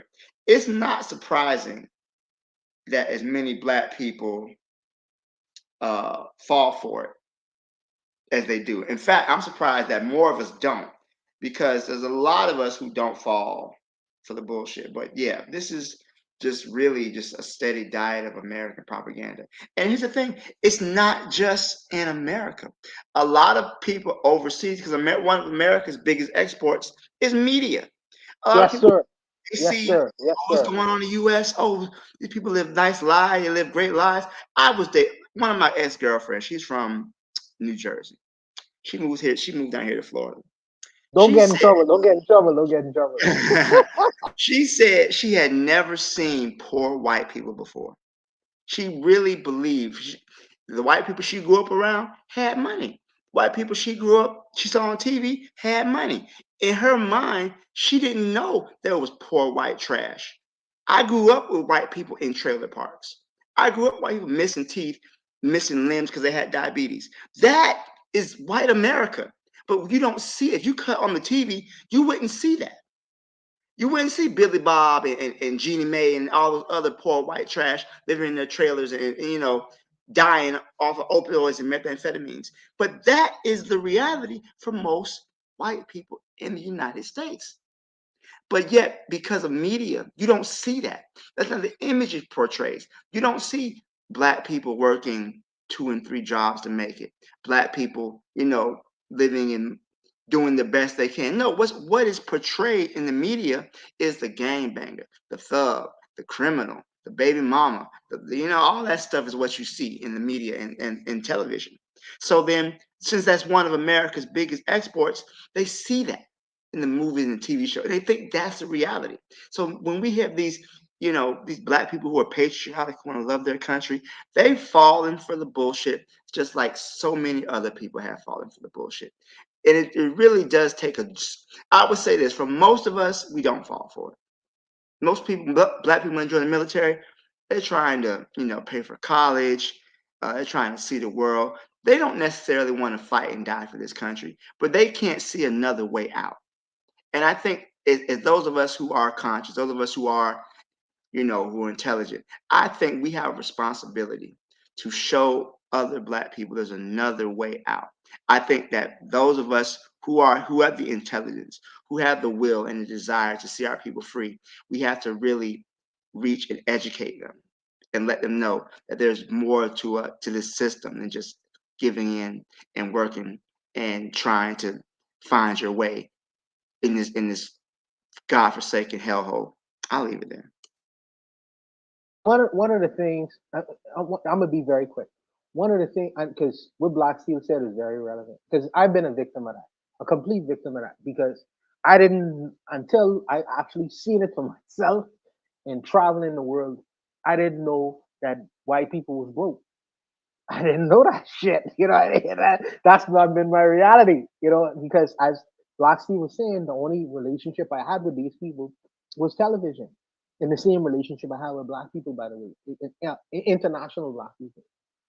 Until I went to the United States and I actually see people on the street, white people on the street begging for like dog. That blew my mind. When I went to England, it was the same thing, because when I thought about the English people, I used to think about the Queen and all that proper bullshit, until I see how white folks is living on the streets of the United Kingdom. It blew my mind. It blew my mind. The reality is far different from the propaganda. Also, the my dealings with African Americans is it seems that they don't believe that they are loved globally. It's like they have no place. We are, what did they say? We have no friends. But internationally, I see they have more love than the Caribbean people do. Sometimes I have to scratch my head. You know what I mean? It's like they have so much currency in terms of the Black world. I'm saying, in terms of the Black world, they have so much currency. Why do they think that I'm talking to Black Steel directly. Why do they think that that's the only place that they would be received. They receive global. The black world receives the African American more so than they receive the Afro Caribbean person. They get loved universally because they make the loudest noise. So I'm saying to myself, why do they think that they have no friends around the world, Black Steel? Why is that? I answer that question. It's a question I have. That's a good question. I don't know why we feel that way. I think, I feel like the ADOS and these foundational Black Americans have done a lot of harm. But I think they're really more online. I think I think it's ignorance, honestly. We don't really interact with a lot of people outside of our own sphere. But I think that, just to your point, historically, Black Americans have always been understood to go against the systems and institutions of white power in America. The Black Panthers, Dr. King, Malcolm X, Nation of Islam. Well, I think it was in when the back in Iran, when they took the Iranians, took the Americans hostage, and let all the Black people go. All the Black Americans, all right, you guys can go. We don't have any beef with you. But there was that one nigga, that one fucking dude decided to stay. That one Black dude decided to stay with the rest of the white hostages. He was the what's the name of the Black man who died in Boston? He was the Crispus Attucks of the group. The first person to die at the Boston Massacre. Black people was given a life for this country before it was even a country. And here we are still 200 something years later, still doing the same dumb shit. It really comes from ignorance, I think, Buana.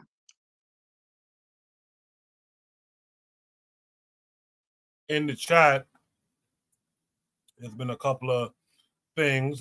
One of the things I would like you guys to briefly respond to, Trigger Happy 262 Plus says, it's definitely up to conscious Black people to lead the way and build political power for the masses of Black people. But what is the better option, Africa or America? The matron is out there. Shout out to the matron. Make sure to tune in to her show. I think it's every Monday, Wednesday, and Friday. Also, she put up a poll recently that I shared on my community tab. Make sure to give her a vote on that poll as well. She says assimilation and integration are death. We need to teach it that way. This quote-unquote Black excellence will have white grandchildren. Trigger Happy 262 says, that's the thing, Buana. Isn't this currency on the basis that Black people in America are Americans and that their culture has a bigger microphone because of America? First of all, Buana, if you want, you to respond to that, and then I have another Trigger Happy statement I'd like y'all to respond to. No, I think that in terms of Trigger Happy, I think that the Black Americans do have a large microphone, and what they have been between the Muhammad Ali's of the world and the Malcolm X's of the world and many other Black leaders within the territories of America, they always express the love and respect that they have for the global world and the global community. They're intelligent among them. They're intelligent brothers and sisters. Black Steel is another one, and I think that the world has heard that. The world has heard that outside of what, because you talk about differentiate. Differentiate. That's the word that some quarters use. Delineating. With themselves as opposed to other groups of people. They have delineated themselves and say, yes, we live in a community where white men mistreat, abuse, etc., etc., etc. But we're not a part of that. As a matter of fact, we are victims of that. Muhammad Ali say, ain't no Viet Cong ever called me nigger. And he endeared himself with the rest of the world when he said that. And so we see that struggle, and we relate to that struggle, and we say, well, these are our brothers.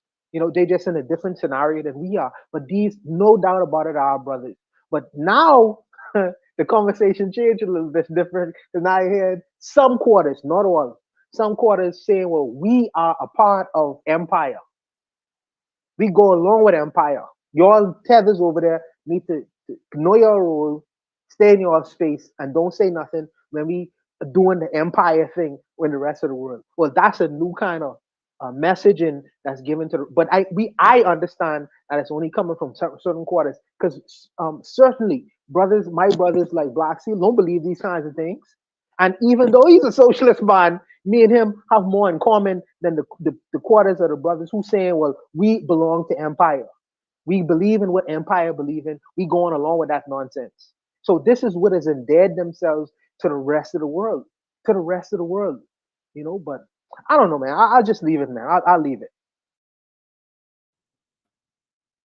So I want y'all to quickly respond to something Trigger said earlier. He said black people in America have to choose either the assimilation of America or pushback of that. It seems that these case studies show people are choosing former. I kind of know where Oni is going to respond, but he can respond too. But I'll be curious to hear what some of the rest of you think. Let's start with Zuli. Zuli, what's your comment to what Trigger Happy says here?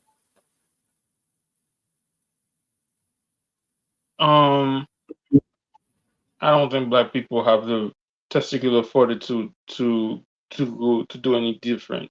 Everybody's going is trying to achieve the American dream, the picket fences, the 3 cars. Now people are trying to break the ceiling, driving Bugattis and trying to live up the life that they see on Instagram. So I don't think so. And the whole world is trying to achieve that American dream, to be exact. So black excellence, man, that's part of the black excellence. So what are we gonna say? He's wrong. He's this. I don't know, man. To be honest, not just him. It's everyone in the world. Caribbean people, when they come to America, they're trying to achieve the same goal.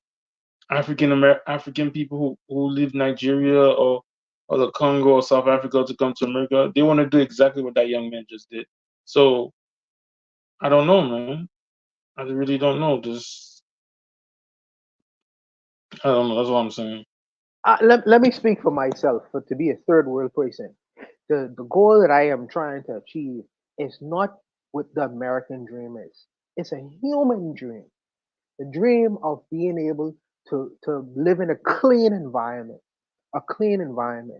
where I could provide for my children and my family, where I don't listen, I am that I could send my children to a school that would benefit them educationally, that I would be able to exchange my skill set, you know, where I could get enough money to provide these things for my children. I don't need the excesses. I don't have to live a Jay-Z lifestyle. I don't have to live a Jay-Z lifestyle to live a happy experience. I'm a Caribbean man. I could go listen to a reggae music and drink my colic with my woman in my hand and still live a happy existence. I ain't chasing the Jay-Z them dream. But I have to have the opportunity to do it. And governments, international governments, can't stifle the markets that I have in my country, murder my leaders, put their leaders in place where they take my natural resources and send to their countries where they can live opulent lives. And I have to live in life in destitution. Places like the third world countries. Haiti is a rich country, by the way. Haiti is a rich country. Internationally and internally has been destroyed. But that's a wealthy country with very intelligent people that live and exist in it. And but for not only internally it's been destroyed, but externally. And sometimes that's not talked about from time to time because Haiti was once the pearl of the Caribbean. That's what they used to call it. They used to call Haiti the pearl of the Caribbean. That means they had enough resources to send back to France. And enrich France, where the French government is living how they're living right now. You're talking about global politics. I don't want to live American dream. I'm a Bahamian man. Why would I want to live an American dream? I want to live a Bahamian dream in my country without having to have to pay. Today I pay for a chocolate bar. I pay $3.19, brother. $3.19 because the the oil in the world, where to import that shit in here, I have to pay $3.19. No, I want to have a happy existence, a happy life, live my nice Bahamian lifestyle in my country. I don't want your American dream. Keep your American dream as long as I am able to do the things I need to do in this country or in a so-called other third world country. I don't mind living in a black country. I'm impressed about it. I don't want the Jay-Z lifestyle. I'm comfortable with my reggae lifestyle. You know what I mean? But don't come into my economy and oppress my economy and say, we will live like you. Leave me in my natural resources. allow me to barter my natural resources for a fair market price, global price, then I wouldn't have to come to your country looking for my markets back. These are the conversations that don't get had. I don't need to be extra right now. I'm drinking. I'm being extra. But I just wanted to just put that out there. I don't mean for talking loud, really. Forgive me. No, I agree with you, Juana. And you know what? Trigger Happy is absolutely right. Black people do have to choose um, what side we're going to be on. And there was at one point in our history that it was evident that we were definitely not on the side of white global domination. In fact, there were, even during Vietnam, the Vietnam War, for example, black soldiers would often kill their commanding officers. They call it fragging. They were hesitant to give black soldiers weapons because they were afraid they would be turned against the white officers and the white soldiers. They would attack them with grenades. They would be accidents. It was the Viet Cong. It was their own soldiers, their own black soldiers who were being killed disproportionately in the war because they put them on the front line. So there was a time where black Americans understood that we needed to be on the right side of the barricades. All right. And I think that because of the propaganda has increased, the surveillance from the state has increased. I think Barack Obama has a lot to do with it as well, because for all of a sudden black people were in support of U.S. foreign intervention because it was a black man in charge. That's why it's so dangerous to put a black face on white power, which is what Obama was. But yeah, we do have to understand that we need to be on the right side of the barricade. History will judge us, and I think that the way they're going to judge us harshly if we don't understand that our sympathies lie not with white America, who is really the major source of terrorism in the world. They talk about Al Qaeda and Hamas and everything else, but it's the United States is really the biggest funder of terrorism globally. And it's all to secure U.S. hegemony over the world. Black Americans have to understand this, and we have to be in opposition. It's not enough to, I don't want to join the military, but I'm going to join because, my college gets paid for. We have to really be in opposition to this whole fucking shit. And what is the American dream? America's so goddamn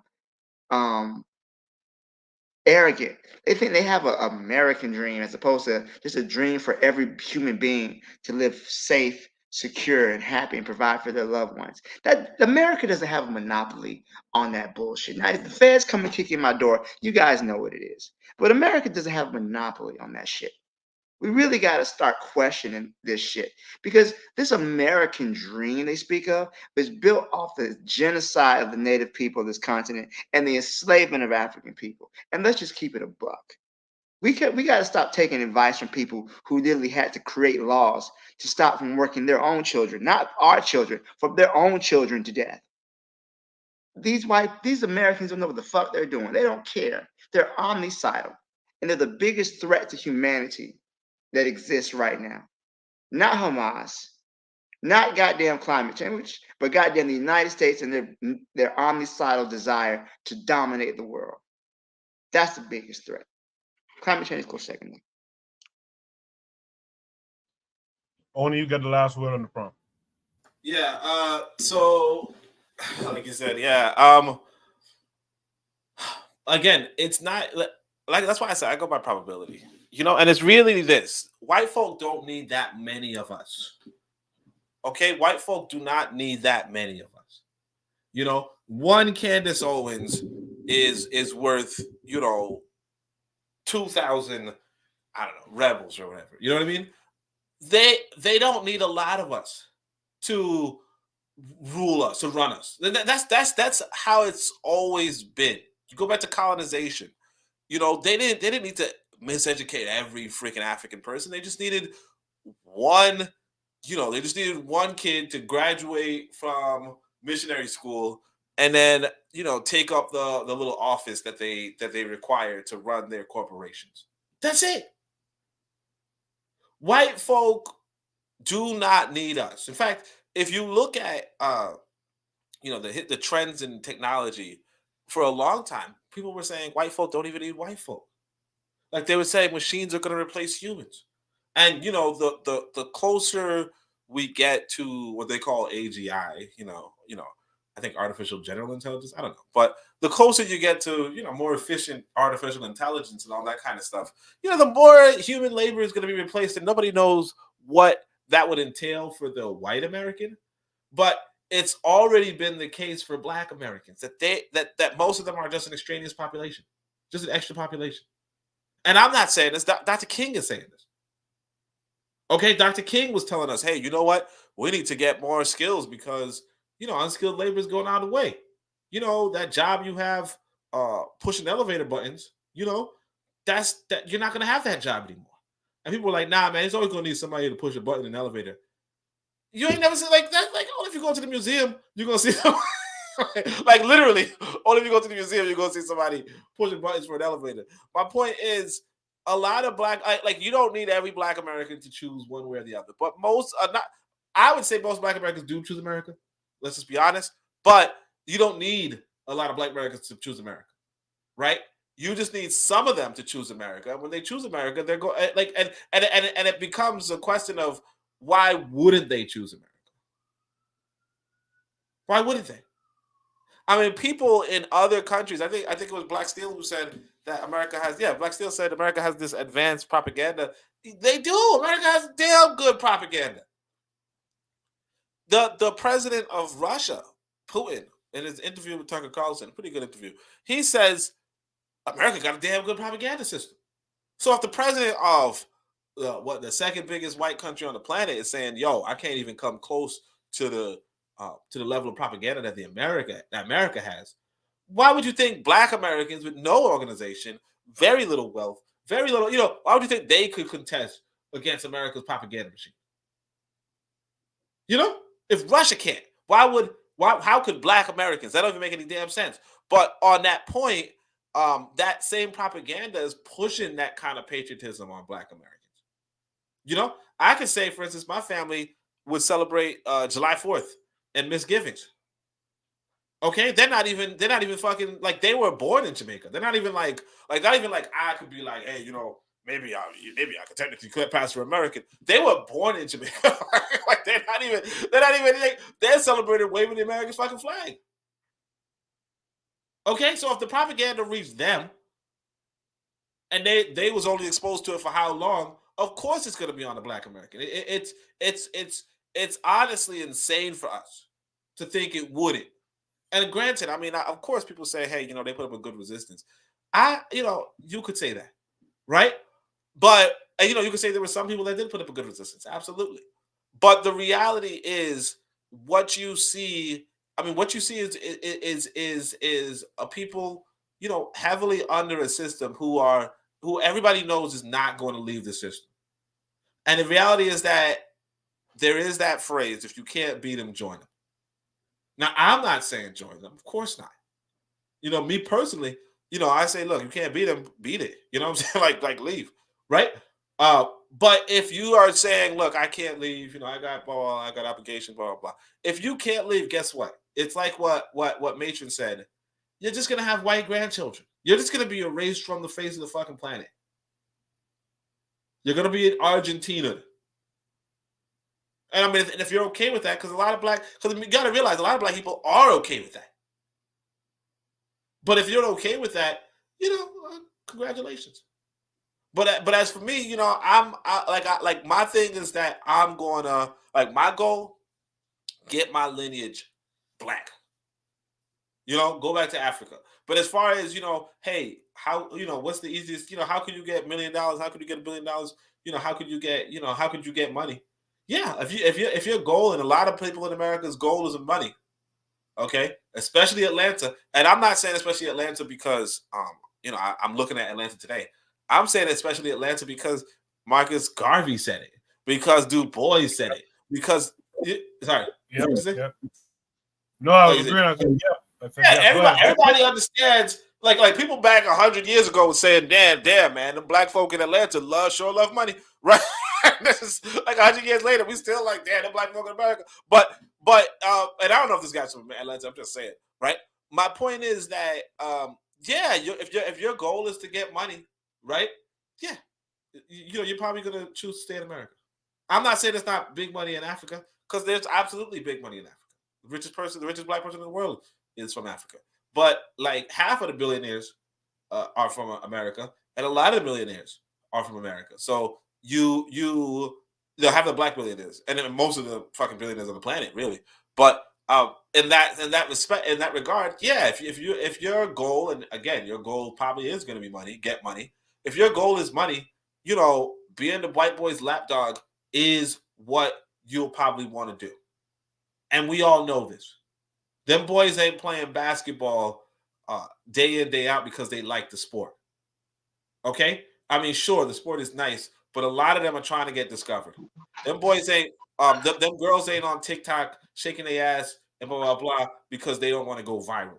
These motherfuckers ain't making a million damn podcasts because they don't want to make millions. These motherfuckers ain't doing, what else are we doing? Oh, music. We ain't putting out these stupid ass tracks because we feel like we have an important message to share. Hip hop, I'll just say this, I'll finish with this. Hip hop used to be rebel music. You understand? Fight the power, or crack is whack, or that kind of stuff. Put in the messaging out, hey, get out of the fucking Vietnam way I want. But you get what I'm saying. Put out these kind of messages, right? Today, Sexy Red's not about, she's like, hey, how can I get fucking rich? Eat my booty hole. Eat my booty hole like a song. That's it. And they're doing this on purpose. So you understand that a lot of black folk have this mentality, and a lot of white folk know how to use that. And unfortunately, we don't know how to use that. Black man wants to get black woman wants to get rich, right? If a black woman wants to get rich, can I tell her anything? No, I don't know how to. I don't know. If I knew how to get rich, would I tell you? I mean, I wouldn't tell you. Just, I mean, I'd be rich. You know what I'm saying? But it is what it is. That's it. Appreciate that, Oni. Real good discussion there. Trigger said in the chat that interracial will just increase more and more.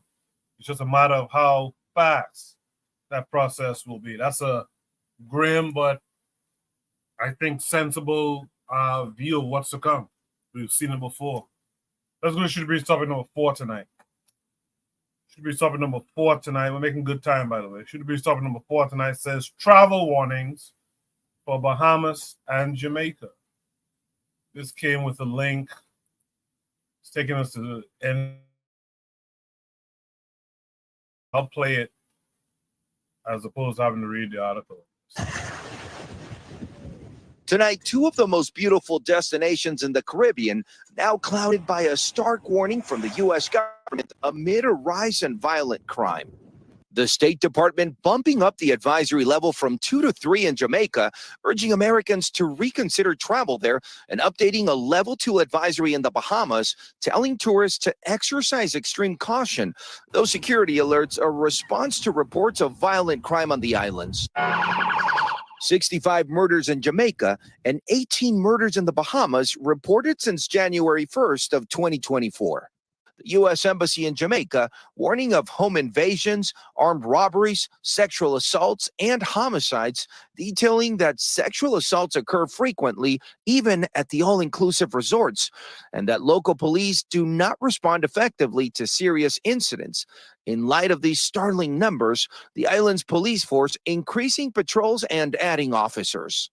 We exceed 1,200 police officers joining the force per year, which of course now means that we are actually growing the force. Jamaica's National Police pointing out the number of homicides have actually dropped by nearly 20% compared to January of last year. And the U.S. Embassy in the Bahamas alerting visitors that murders have occurred at all hours, including in broad daylight in the streets, pointing to retaliatory gang violence as the primary motive. The persistent cycle of violence and crime has been a dark cloud over our nation. But the Bahamas foreign minister still encouraging travelers to visit, saying in part, while we acknowledge that states have a right to inform their citizens traveling abroad about potential risks, we do not tourists traveling to the Bahamas. Is there any practical advice you can give to tourists that are still planning to go to these locations? The main thing that we always talk about is to maintain situational awareness. Folks are buried in their phone. They're not paying attention to their surroundings. They are posing for their pictures that they post on Instagram and social media, and that makes them an easy target.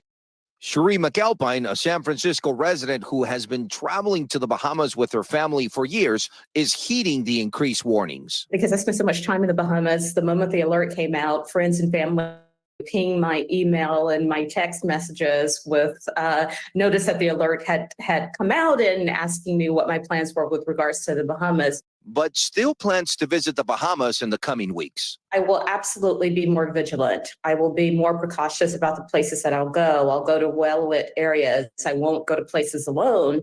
And I will probably limit my time in Nassau and spend more time in the outer islands. And it's important to keep in mind when it comes to the Bahamas that a level 2 advisory is the same that the Department of State has given to places like France, the United Kingdom, and Italy.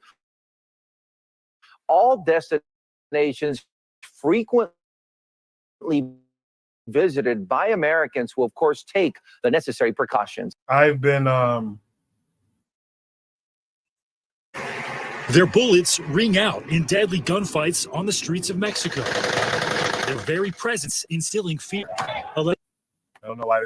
The arming organizations whose illegal drug operations have fueled an out-of-control fentanyl. I don't know why that was taking so long to pause. Sorry about that.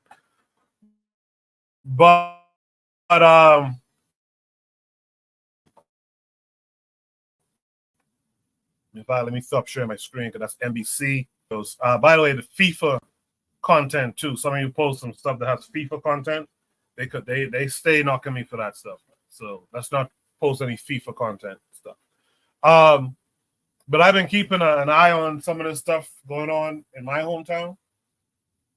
And recently, there's some white documentarians, I think, from the U.S.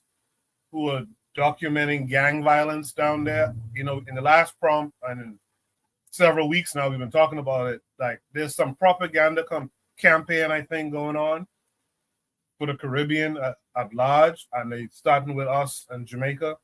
But there's something that they're trying to do in that region, namely with the economy and stuff like that. But something is coming, and they're pushing this propaganda, I believe, to push military intervention and stuff like that in those places. So something to keep an eye on, in my opinion. Zuliism, you're from the region. What say you to what you saw?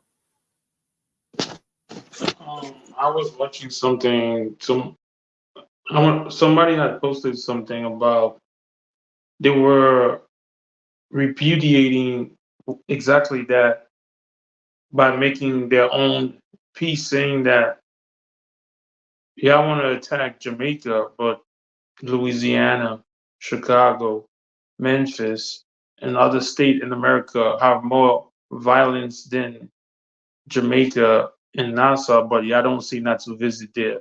So at the end of the day, I could agree that could be a propaganda piece or whatever, but who's pushing it? Is it to push people towards another island, for the other island to make money and then come back around and say, okay, that island? Is it a gain? Is it an economic gain?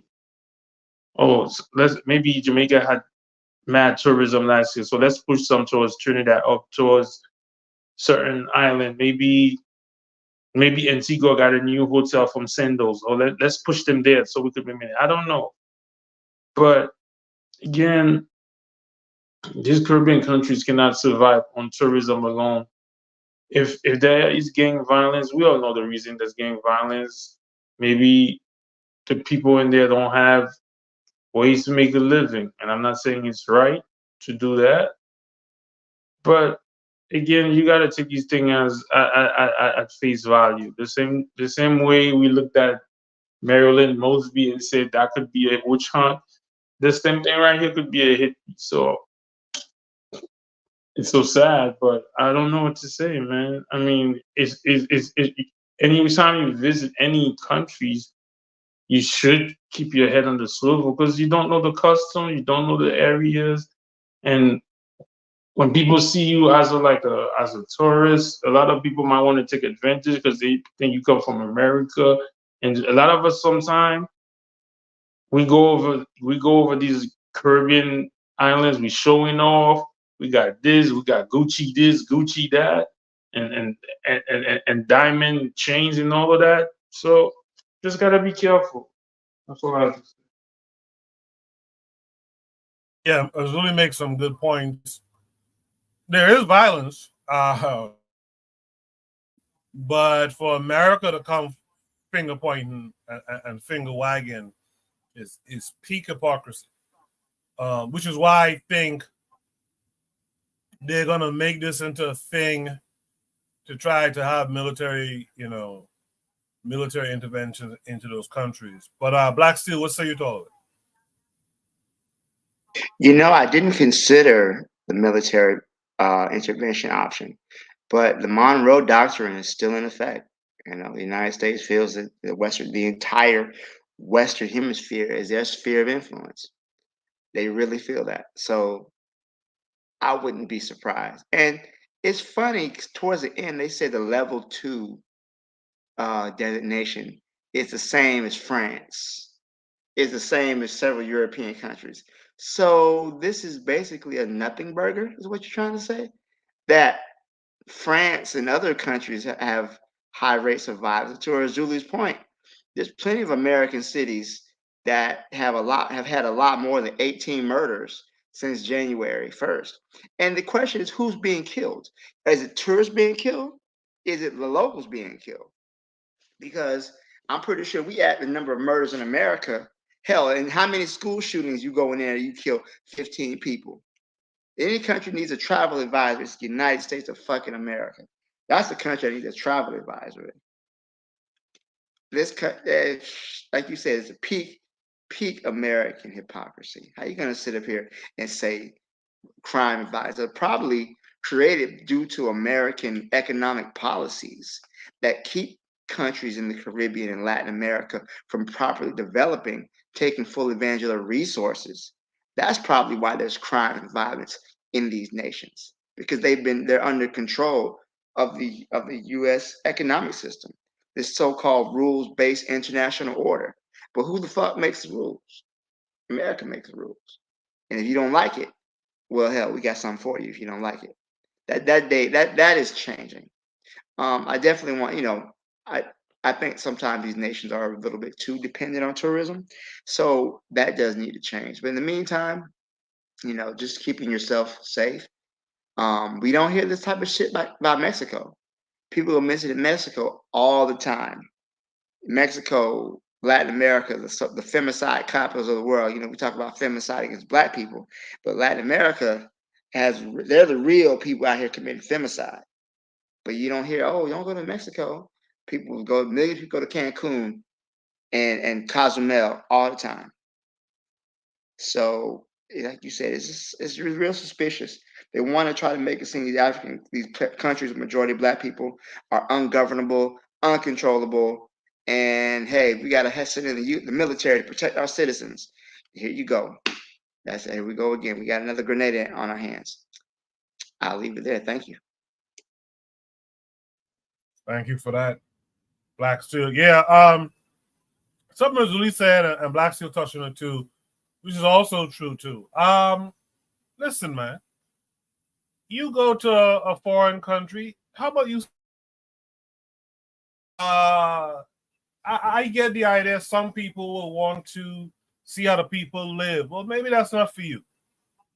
There was a time in my area home, which was called like Over the Hill, right?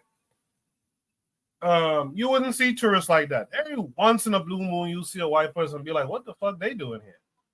But since I've moved from there, I know that you will see them in Baintown and Grantstown. Like, what you doing there? What you doing there? Camp? What are you doing there? A lot of Bahamians try to stay away from certain areas, like normal people, right?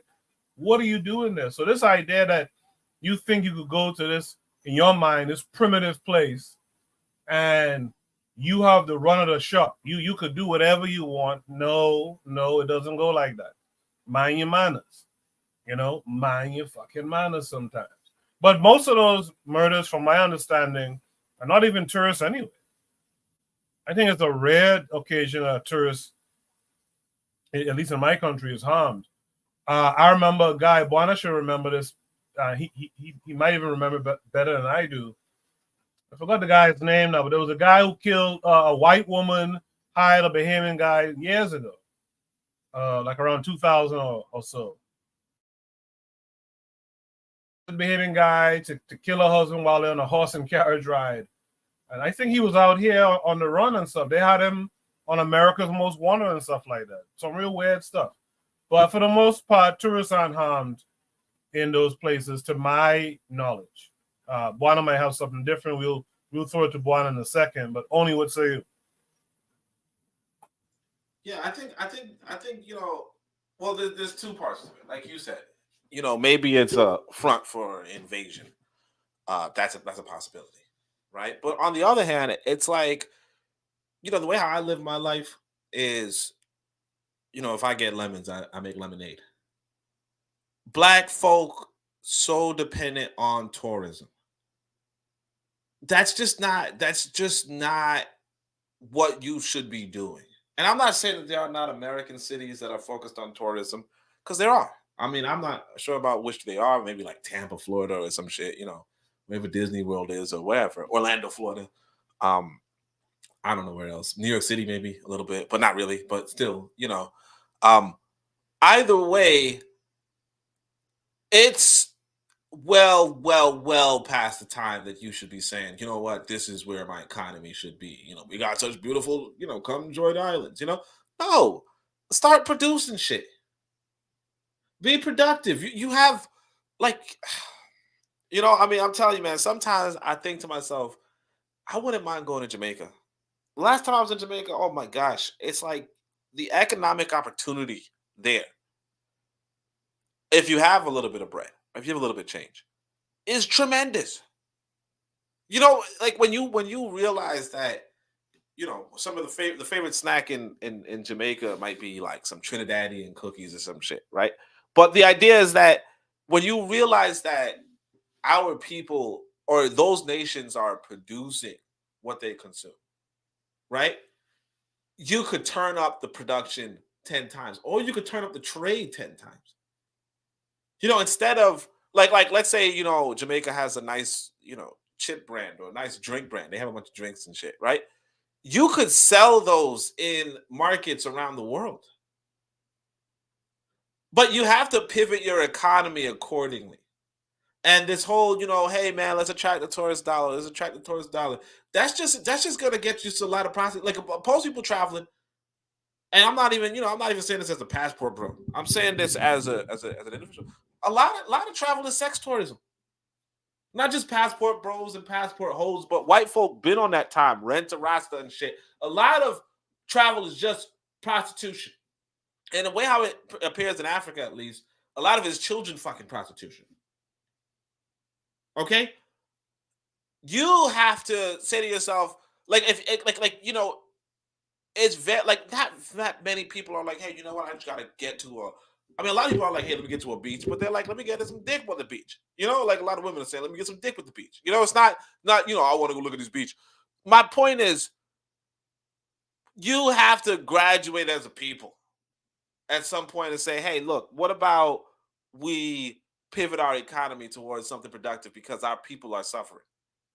America, I do not trust a damn thing America said. And I'm not saying that, America might, I'm not saying there's nobody being killed. Of course, there are people being killed, But, the way how human killings often work is, depending on what area you go to.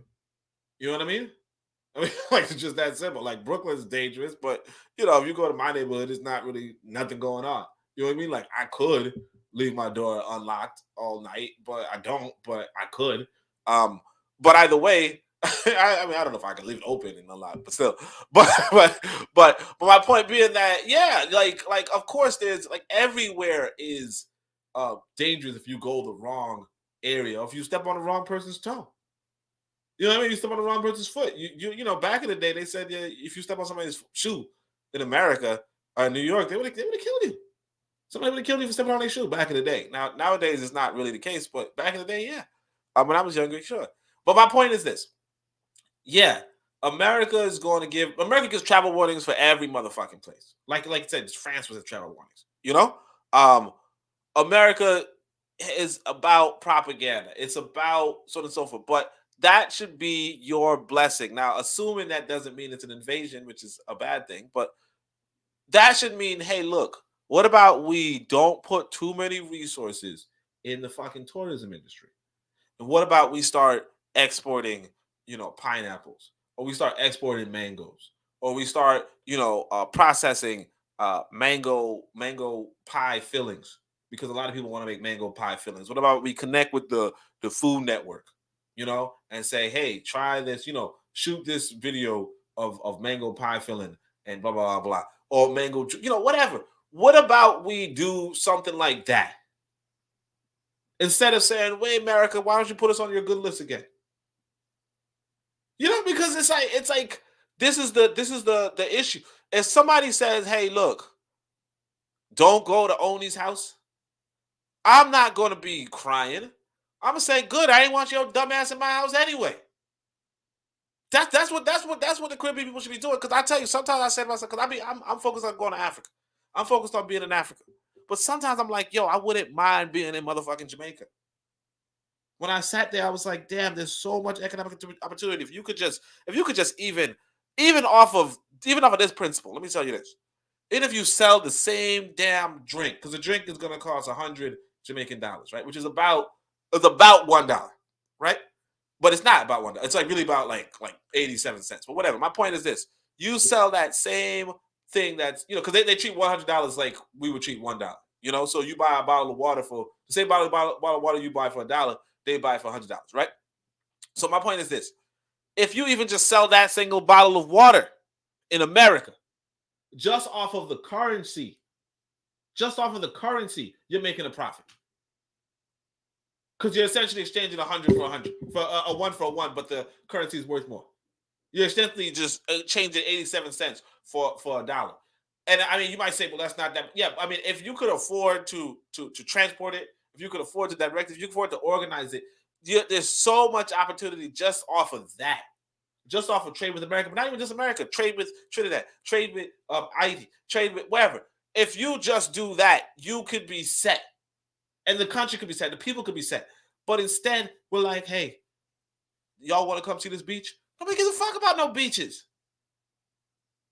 Oh, you got some pretty women. Yeah, you got some pretty women. But what's that got to do with? What's that? Like you're selling yourself short. So yeah, when a white boy tells you, hey, I don't want to go to your country, you just say, finally. Now let us get to working on ourselves. That's it.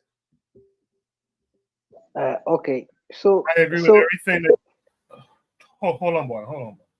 I agree with everything that you said. The one thing I'll add, and I don't want no one talking about no weakness and all kind of bullshit.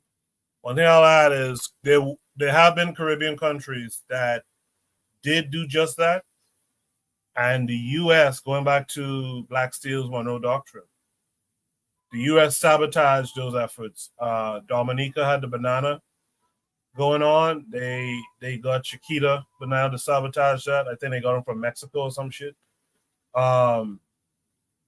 So all I'm saying is do that, absolutely, and be prepared to protect it as a group, as a region. Be prepared to protect it. That's my one addition to what Oni said. No, let me add to that though. The trouble is that's I like what you said. I respect what you said. What I want to say to that is this. That's why you don't want those motherfuckers in your country at all. Because Absolutely. A lot of times you had the inside agent. So the example I know best is Grenada, right? You know what happened in Grenada? I mean, because it's like you have, like, if you don't understand that this white boy is not your enemy, right? You're gonna be the enemy within. A lot of times you fall apart because of the enemy within. So I'm gonna tell you about this Grenada situation. This man is getting interviewed by, I think it's ABC, American Broadcast Company, or whatever, whatever it's called, right? They are interviewing this dude, right? The leader of Grenada, Maurice Bishop. They're interviewing him, and he's showing them around. And he's like, yeah, they're like, oh, well, America's saying you're building a military base or some shit. He's like, no, to the ABC, American Broadcast Network. No, we're not building a military base. No, what you see is just a school, and this school has a bunch of American students, and blah blah blah. So what was the pretext of Reagan's invasion? Oh, y'all got a bunch of American students hostage or some shit.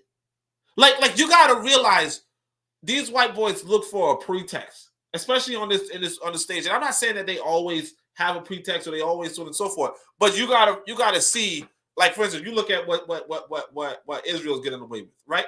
They don't just we ain't, this motherfucker. No, they're telling you, hey, look, this will happen on this day. Look, they have our people. Look, they have like you don't have to do this pretext bullshit, but they do it because because their people are, a lot of their people, kind of clowning, whatever, but they do it. My point is, right?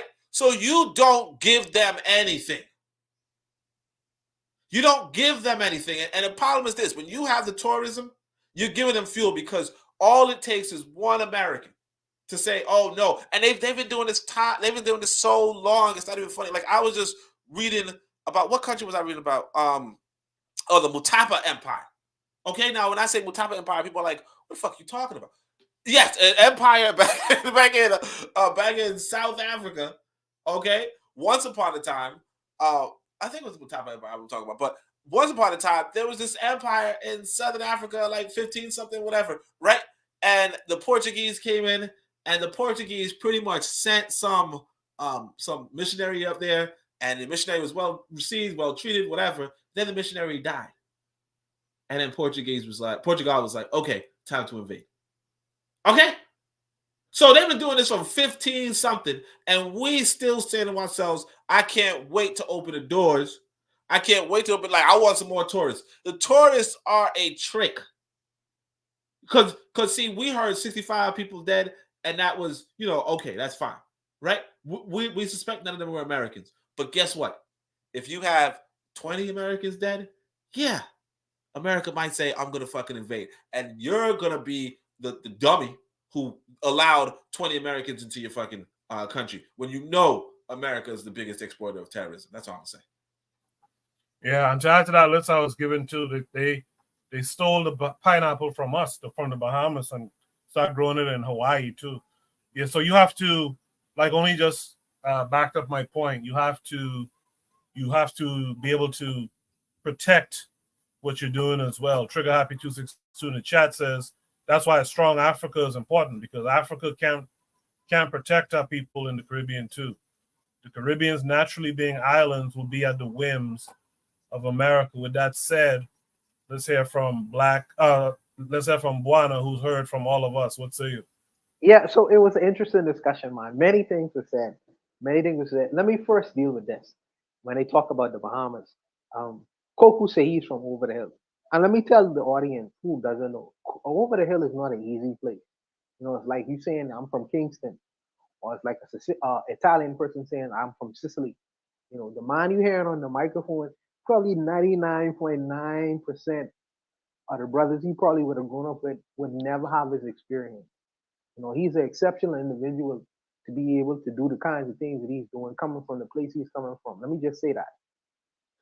The second thing I wanted to say is, I don't know if Oni knows, because he's a tether from Jamaica, so he would know that Jamaica has diversified the economy, brother. It's not from the whims of the government, but the Jamaican people have decided, hey, we're gonna sell this marijuana here. This is an economy that is sellable to the rest of the world, and the rest of the world wants to purchase the product that we produce called marijuana. And they've been selling marijuana, making millions of dollars off of it, as a matter of fact. Now the world, America has decided to be more lenient, but Canada is saying, hey, marijuana is an enterprise that we need to investigate, and they are currently doing business with Jamaica right now in terms of the exchange of sending marijuana to Canada. Also, another industry that they benefit from greatly is music. Reggae music is an industry that is sent all over the world. That's a product that Jamaica creates that they send over the world globally, and it's a global phenomenon. Now, If you was to argue that the government doesn't back it enough, that's a legitimate argument. But no mistake about it, reggae music is an industry that the world benefits from, that Jamaica is the originator of. That they don't use it to its full potential, but they've been using it. Because I mean, you know what, many people know what reggae music would have done in the world.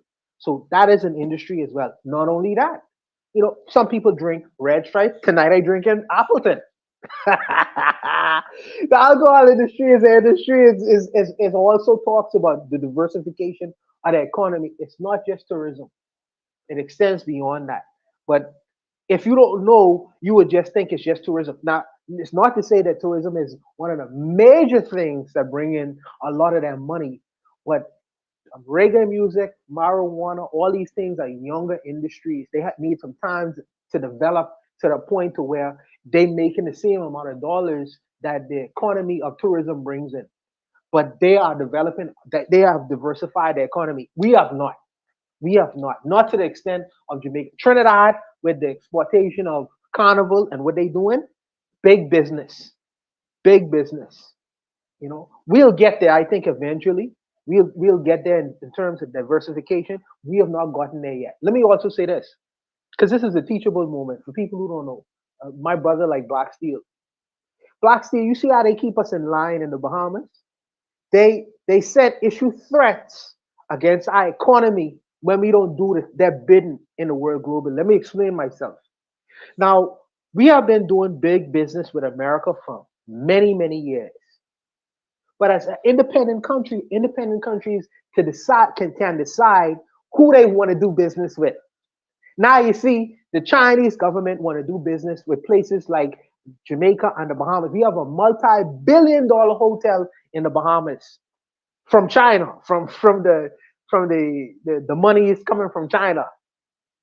The American government say, not in my backyard. Monroe Doctrine.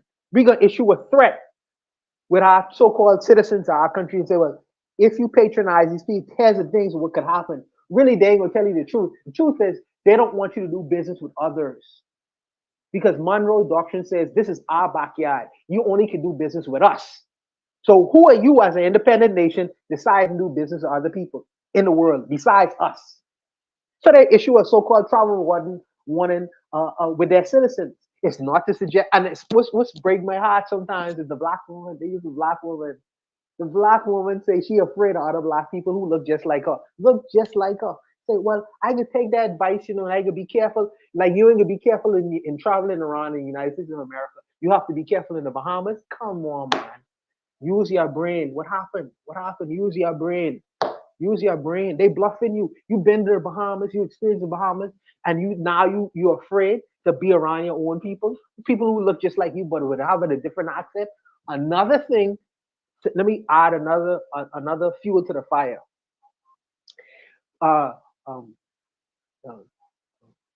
Black Steel. If there's crime in California, does it mean the Bahamas, America should issue a travel warning in terms of what's going on in the United States of America?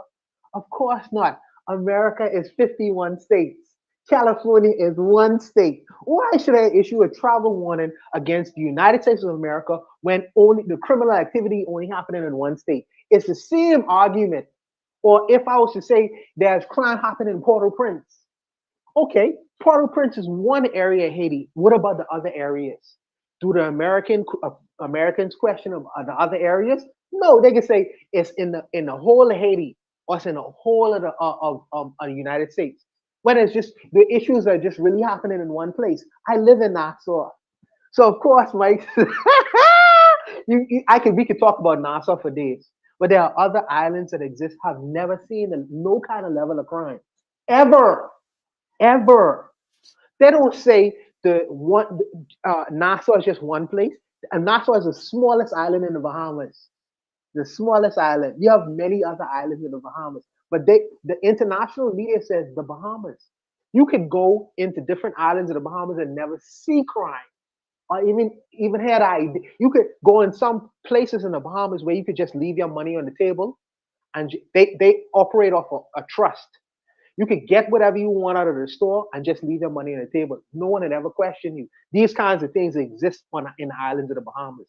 But they blow up one city in the Bahamas and say, well, because these things are happening in the Bahamas should be issued a crime warning for the whole of the Bahamas. Is that fair? Of course not. But this is to bring our economies in line, really to say, well, if y'all want to do business with China, here's what we gonna do with y'all. We're gonna issue warnings to make it unsafe. So we're gonna F up your economy because we know your economy is based off of tourism. So this is a threat, really and truly. But for people who don't know, I understand. I have to explain it though. I have to explain it. I have to really explain it. But needless to say, let them operate like how they operate. It's their business to do so. But I would just want to ask the citizens of the United States, really and truly, man, you all been to the Bahamas, been coming to the Bahamas. Is it really that nasty and dangerous? The murder for crime that existed the last time in the Bahamas was a white woman who had a Bahamian boyfriend who wanted her husband to die or who wanted her husband to get murdered. So she asked her Bahamian boyfriend, along with his cohorts, to murder her husband on her behalf. She was a white American female person. They don't talk about that. They don't talk about that. The only reasons why you would be in getting into involve yourself with these kinds of criminal activities, many tourists come here looking for cocaine, drugs, marijuana, all manner of different things. They want these things because they want to get high when they come here. So of course you will find yourself in dodgy areas trying to get these things, solicit these things, so it raises the percentage of harm being done to you. Let me also say this: the safest person in the Bahamas is a white tourist. A white tourist is able to go anywhere in the Bahamas without any fear or threat or favor. Absolutely. A black person is more at risk. Well, it was a black white lady who was talking, but a white person can go, and the white person go in the most dangerous area and no one would mess with him. Why are they issuing travel warnings? And also, let me say this too. We talk about Marilyn Mosby. Marilyn Mosby, in terms of being prosecuted for Freddie Gray. Well, during that time, there were many black people who were being mistreated by police officers. So one of our government officials decided to say, we're going to issue a travel warning for Bahamian black men in going to the United States of America. We're going to issue a travel warning because we don't want them to get in problems, harm, or whatever against the white police officers who only see a black face and seek to harm Bahamian citizens. So they issued a travel warning for Bahamians who are traveling to the United States. So now, like I say, tit for tat, butter for fat. You kill my dog, I kill your cat. So it's like the governments, they seek revenge. These are the things that people don't know. They only see the media coming with these general statements. And I would, for my brother, like Koku, who lives in the United States, he have this audience. He needs to break down these international things to give them some better understanding of what's going on. So when they see these things, they just won't see these things at the face of it.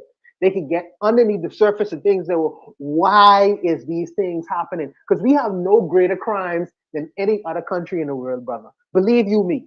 Believe you me. But I'll leave it there, Koku. For the continuity of the show, you go ahead and do your thing, brother. Yeah, I appreciate that, boy. Yeah. Also, there's a Karen thing going on too. This is why I say it's a propaganda thing. They have two white women, two Karens, claiming they were sexually assaulted or essayed down there, and the video evidence determined that was a lie.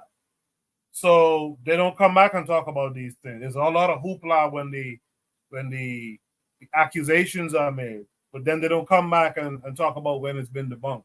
So it's a propaganda machine against us. Does anyone want to add any last words here? All right. Let's go to Shoot Breeze topic number 5 tonight. We did good on time tonight. This is the last topic for the night. Shoot Breeze topic number 5 says support black rum business. I felt like we did this before, but I could be wrong. But we'll we'll check out this video, and then we'll have a discussion. By the way, drop your comments in the chat. The show always goes better when there's several people commenting in the chat. So please drop your comments in the chat. Should be something number 5. Support Black rum business. Let's watch the video and then we'll discuss it.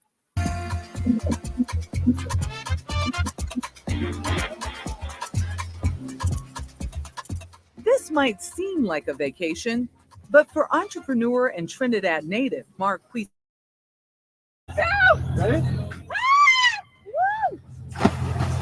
It's an enviable day on the job. Woo, this is the life. Woo! From the shore to the streets, Farrell has a lock on his hometown. You want to try the coconut jelly, too? Sure. Ah, so refreshing. And every taste it has to offer. One with sweet and pepper, one with no sweet and pepper. What do you think? I put sweet sauce and pepper sauce on everything. It really brings the flavor out. And now he's serving up one more, a rum that he says is a cut above, called 10 to 1. People have thought about rum for a long time as a very sort of like narrowly defined spirit, like spring break only, sugary, slushy cocktails that they had that one time in Cancun or whatever. And like the spirit is actually way more versatile, way more elevated than that. Some say Farrell's perfectly suited as CEO of an up-and-coming, multifaceted spirit brand. We're trying to kind of bring this perspective of not just rum, but rum culture, Caribbean culture, bring it to a global platform. An MIT, Cambridge, and Harvard Business School grad, he climbed the corporate ladder at Starbucks, the youngest vice president in the company's history. He brings all of that to a brand that he says goes beyond. So it's not just the rum. It's not just the rum. I think, look, the rum is exceptional. Take it from me. Take my word for it, right? I think it's an opportunity to, again, shine a light on a different side of our culture and hopefully take it to a global stage. For the Caribbean, that story dates back to colonial times, when enslaved Africans were forced to harvest sugarcane by hand and may have developed a way to distill the excess juice known as molasses into rum. The spirit became an unexpected hit, often used as currency, that helped fuel and extend the slave economy. When people try to understand how celebration has become such a part of the fabric of our people, if you will, I think understanding some of those roots, that genesis, born out of the plantation in the context of rum, born out of Canboulay, and born out of struggle in the context of carnival, you actually then begin to understand how it really is this underpinning of so many different facets of our culture. The Africans won their freedom!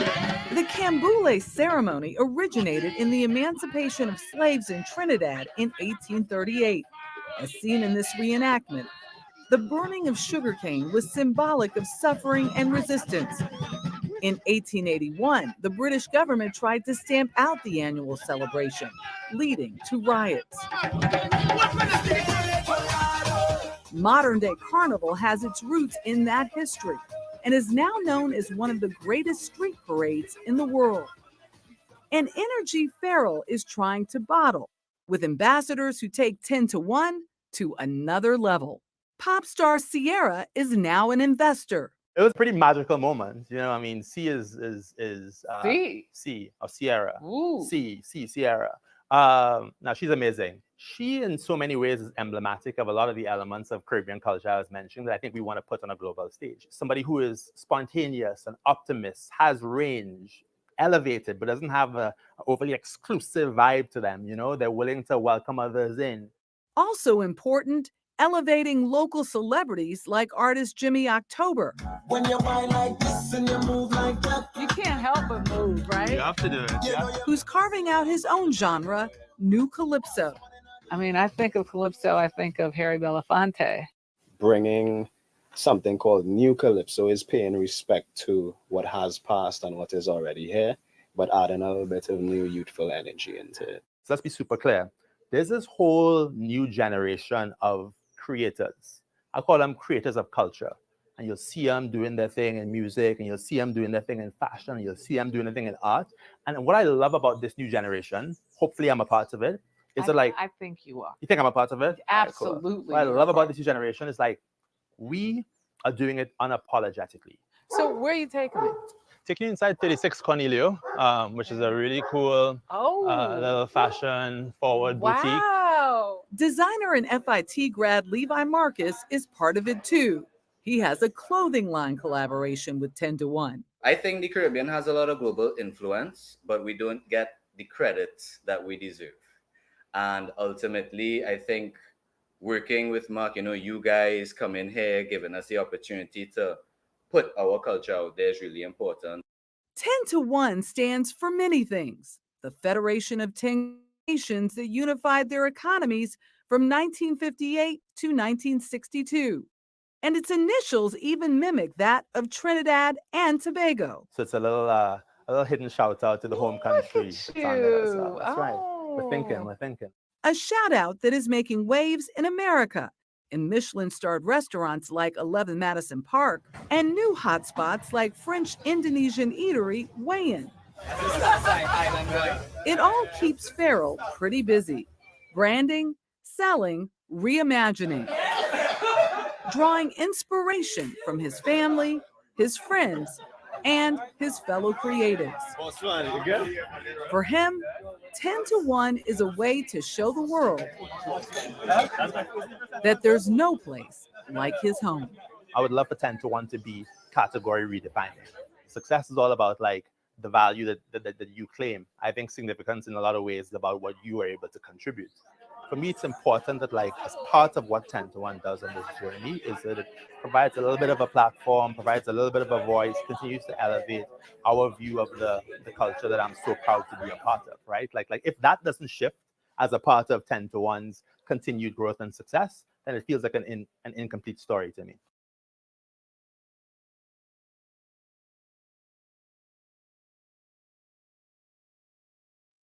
Cool stuff. I like to see that.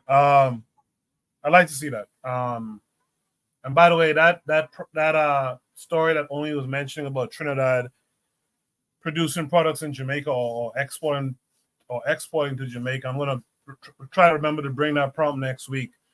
The thing I always hated about this type of thing is like it always seems to be like a handful of people, and it's not getting properly promoted within the country and between the other Caribbean countries. I've long said, Jamaica had a movie industry since like the early 70s or something, late 60s, early 70s. Jimmy Cliff was in a great movie from back in that time. And I always said, how come my hometown don't have that industry? Because we understand what like something like film is. It's a propaganda. It's a positive propaganda for your own people too. And how come we never have that? How come we don't join these different things? I know a guy. He used to be in New York for a little while too. A guy named Julian. Well, I don't probably know. Julian Believe, who has like a wine out now back home, and I don't know how heavy it's pushed and stuff like that. Buana might be able to tell me if he's familiar. But I always say like we don't push it. I know Julian. Yeah. Yeah, we don't push it, and we don't connect these different creatives. Like let's get the filmmakers involved. Let's get which is awesome stuff, man. But anyway, I'm rambling now. Let me mix it up a little bit. Let me start with Only on this one. Only, what say you on this? Yeah, I was just talking about this.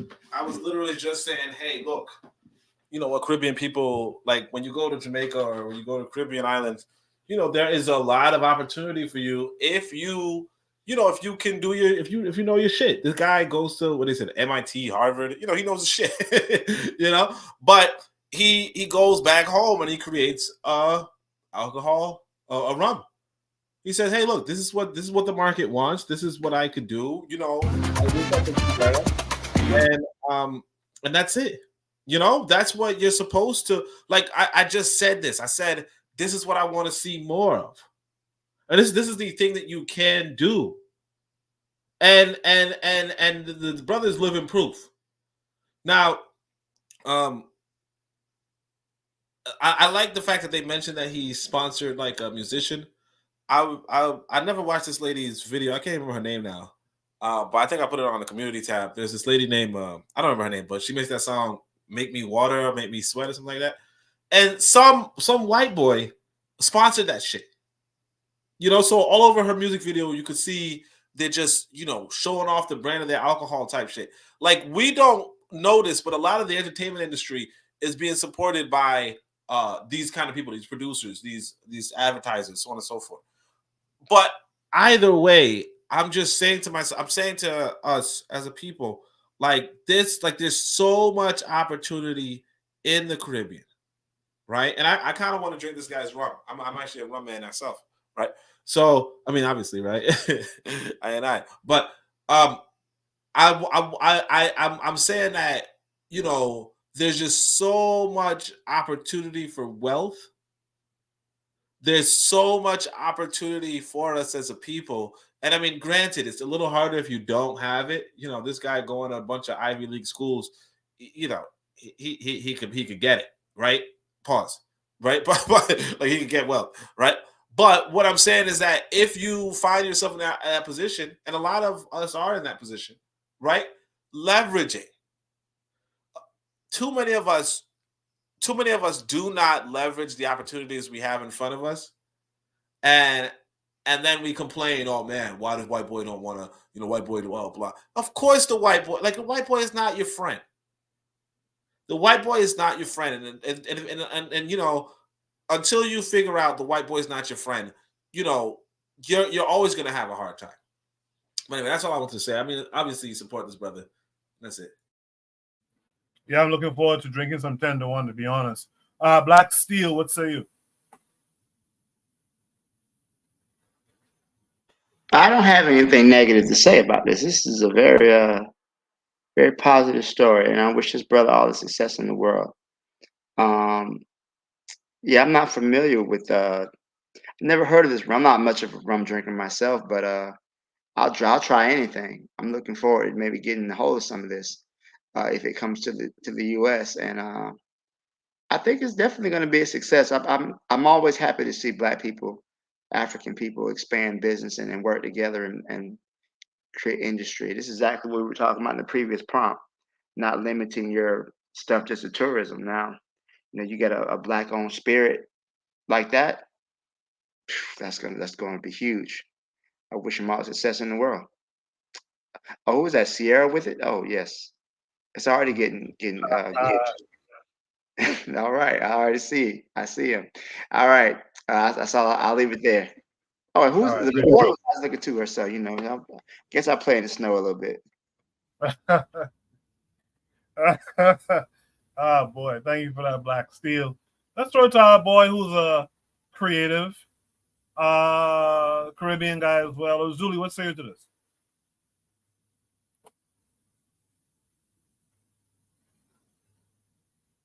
Zuli, your mic is muted if you're speaking. All right, he's probably sleeping. I don't think It's Saturday night. You know what he is.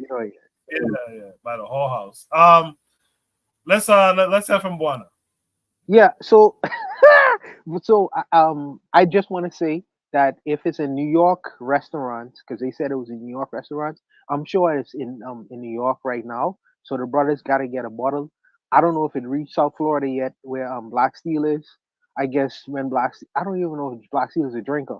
But if you buy a bottle, give it to a brother who may drink rum. Yeah, I'm sure you got a lot of Caribbean brothers around there who don't mind drinking some rum. But even if it's on the strength of that, just buy a bottle for the brothers and maybe just pass it out to them if they drink rum. But I think that what the brother is doing is positive. And like I say, he is not the only. I drink Appleton. Appleton is Jamaican rum. We make they do other things in the Caribbean, and like what he was saying, there are other opportunities that exist in the Caribbean, and you should leverage your experiences, your unique experiences, and if you could find something that you could sell to the marketplace, absolutely sell it. Coco has a unique experience coming from the Caribbean, in particular one of the smaller islands, and he does have something to contribute that is a unique experience. So does Coco. Black steel is coming from an African American rich history of our country. We all have something to offer the world that the world is willing to purchase.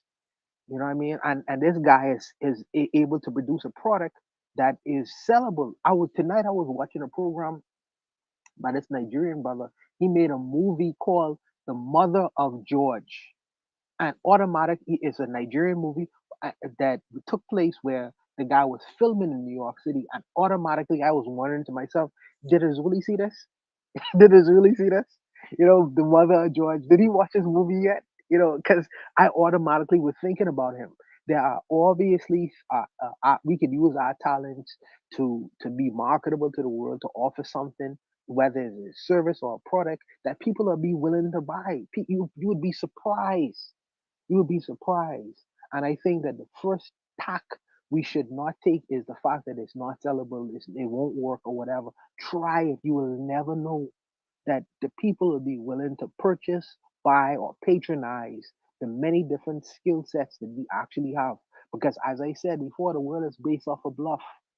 You know, they will tell you that the Negro has nothing to offer to the world. Forget about it. We found him in Africa with a bone in his nose. But we understand that these things are lies. These things are lies. And if one white man decided to say, well, we don't want to do business with you, what about the rest of the world? Who wouldn't mind doing business with you? Who would love to entertain business with you? Don't forget don't get confused about one person who may be a naysayer when there are hundreds of other people who would embrace your message. You know, I think that we get so focused on one particular individual or one person or one perspective where we forget or negate the fact that there are other perspectives that exist in the world that we could offer. We could offer. Absolutely, we could offer to different people. Just because America may not like rum, hey, maybe Russia might like Caribbean rum. Russia is a big place. Let's go sell it there. You know, one door closed, other doors open. So we embrace that. We embrace that. And we embrace the criticism too. And we embrace well, we say no here, but there are other people who may say no in other space, other who may say yes in other places and spaces. Don't get caught up with the rejection, man. Get caught up with the process. Because for the one person who may say no to his rum, he understands that there are other people who want to say, we want this 10-1, and we are willing to purchase it. And also for this product, also for the product Coco is selling. For the one individual who may say, well, we don't like this platform. There may be hundreds more who will be like, I benefit so much on this platform. What can I contribute? How much money do you want me to give? This is why we should stay on message. This is the important things in staying on message. Don't get caught up in one person's opinion when there are others who could benefit from your message. And even if the people eventually don't come on board, we can continue. We may get other subscribers, other people who want to love what we do. You know, this is the importance of resiliency and staying on message. Staying on message. And I applaud the brother in what he's trying to do in building his business and building his brand. I applaud him. I applaud him in doing that. But I'll leave it there. Yeah, I applaud him too. And I appreciate the message that you sent out. That message heard, by the way. But you know, like I was saying, I just wish sometimes the countries connect these things a bit better as opposed to the individuals kind of hustling to try and make them happen. I mentioned Believe Wine. How is that doing as far as you know down there? I saw some advertisements in terms of some what's the boards, the notice boards to say, well, hey, I'm selling Believe. I would initially at the beginning of Julian's career, I was playing basketball together, believe it or not, and I wanted to be his manager. Like, initially when he started to sing, but right. I personally think that he doesn't have a good manager, and not only manager. Some things, Coco, you have to do with agency, and he can't leave things up to other people. You gotta push your shit, just like how Jay-Z them do with the Rockefeller business, and Cartel did with his rum stuff like that. You gotta push your stuff. If nobody will, you gotta get behind it. And I feel like you have to have drive in doing that. And if you don't do it, it'll go to the wayside. The last time I checked, his wine was selling out in front of one in front of a grocery store. I'm saying you have to. The brother, he's a singer. He needs to hire a business person. Singers do singer shit. Business person assist you in moving along your product and services. The show is called show business. Julian is the show, but he needs to understand the business more. If you understand the business, you will be able to make more money. Because it ain't just about a performance. It's about what else you could provide. And I feel like it's not selling. I feel like it's not. It could sell more. That's what I could see. I feel like his product could sell more, but I think that he needs to understand the business part of the show. But I'll leave it there. I'll leave it. Yeah, I'm rooting for him, but thanks for that insight. Yeah, he used to play ball back in the day too. One last question, Buana, and you guys forgive me on this, but I have to ask someone who's there. What's the movie making industry looking like down there? It's not the best. I think there are more things that could be done here. My cousin is kind of a show person, Dynamite Daisy. She's a show person. You know, okay. Yeah. So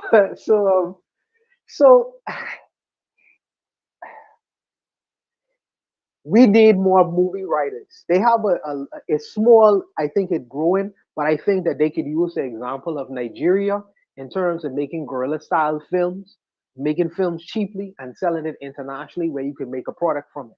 I think that the brothers them need to be more expansive. And this is why I was trying to petition Azuli one time when I was saying that even though America have its venue, have its services or whatever, he is a French speaker. He's a black man. The African world, the French speaking African world is a vast world. You must have to come on the side of the proverbial boxes sometimes to get the things and initiatives that you need to get. You can't work within the system sometimes. There's a broader world out there. My sister told me a long time the world is bigger than the United States, and it absolutely is. There are other venues to get to the so-called proverbial bag or to get your message out there. And I think that with us, we need to not be afraid to investigate other venues because there's only so much positions in the so-called Hollywood world to get you to where you need to be. But there's Nollywood, there's Ghana Wood or whatever you call it. There's so-called Caribbean areas like Jamaica, like you say, they produce movies and things of that nature. But you could create your own industry. But I think that the methodology of going behind it, guerrilla style, if you have to, you could do great things with that industry. And I think that we are not necessarily as strong as we need to be, but it's growing, Koku. It's growing, but slowly. Okay, all right. Is Azuli back? I'm guessing not. So that was the last prompt of the night. That's our show this week. I want to thank everyone who participated. The chat was a little bit quiet after a certain point, but appreciate Trigger Happy 262, appreciate the matron and any others who would have dropped a comment. Shout out to Anthony McPhail he was in the chat for the matron, I think, and he said he had COVID. So I'm hoping speedy recovery to him. Hopefully we see him next week. I know that's his big day. I saw him in the chat with Bakari talking to Pi Benny. So I know his birthday is next week, Saturday. So hopefully we'll see him next week. We can wish him a happy birthday. Anyone wants to shout out anything positive, I'll go down the line. Or Zuli's on here, so I'm not going to bother. Black Steel, you want to shout anything out positive this week? It's my son's birthday. My son turned 20. So happy birthday to my son. Oh, congrats to him, man. Congrats to both of you. Happy birthday. Let's go to Oni. Oni, what do you want to shout out this week? Shout out. Oh, nothing. Just kind of, I don't know. I guess I'll shout out everybody who's trying to resist the monopoly of power America's trying to exude. I think I began into a big trouble because I'm just not a fan of America. I guess I've never been, but yeah, so that's pretty much it. So yeah, shout out all that. Appreciate that. Only make sure you guys subscribe to his channel, The Pro Black Perspective, as well as the matrons, Brother Bakari, Forecast, Consider Cheek, as well. Last but not least, Buana, what you want to shout out this week? I just want to shout out all the brothers who contributed tonight. They all did a yeoman's job of really showing up and doing your thing tonight. Had very valuable contribution. Shout out to the matron as well. I have to keep on pressuring that because I think that she, in terms of reading audiobooks for our people, black books that is out of print, but these are important books to read. She just finished Carlos Cooks. Carlos Cooks is interesting. He's an interesting mind. Carlos Cooks is the son of Marcus Garvey spiritually. Whatever you mean, whatever you believe in terms of spirituality, but he had ideas about the world that really is consistent with the Bitter Medicine podcast. If you listen to Carlos Cook's books in terms of what he is talking about internationally, what he was talking about in terms of our internal community, what he was talking about in spirituality, you would listen to the Bitter Medicine podcast. I feel like if you listen to Carlos Cook's message, we are on message. We are on message. If Carlos Cooks was alive in 2024, he would be an encourager of the message that the Bitter Medicine podcast is sending out. No doubt about it. No doubt about it. So shout out to Matron for bringing these ideas and raising the ghost of Carlos Cooks in terms of the ideas that he had when he lived in this world. And shout out to people who would contributed to her reading of Carlos Cooks. And for Matron, if you listen to this message, like once again, I say you got to put up the PayPal. Cash App still working my country, sister. But I'll leave it there, and blessings to all the brothers. All right, appreciate that. Appreciate that message about the matron. Very true. Please support the matron in what she's doing. I'll shout out Huey P. Newton. Today would have been his birthday. So shout out to Huey P. Newton. Hopefully he has given birth to many solid individuals since his time on earth. And I'll leave it there. We'll be back next week, Saturday. We'll be back at 8 p.m. to 11 p.m. In the meantime, look in the description of the episode. You can find the Discord. Go on the Discord, navigate yourself to the Shoot the Breeze channel, and you can post topics that you'd like to see discussed as well. Until next week, guys, you guys be good. Take care. Peace.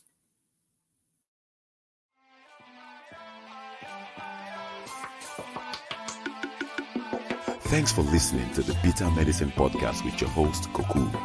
If you like what you just heard, we hope you pass along our web address, bittermedicineblogs.com, to your friends and colleagues, and share our show to all your social media. Be sure to check out our archive section on our website for previous podcasts. This has been a KWAZ radio production. Join us next time for another session of the Bitter Medicine Podcast. Follow us on Facebook at Bitter Medicine Show, Twitter, Bitter Meds, Tumblr, Bitter Meds, Instagram, Bitter Medicine.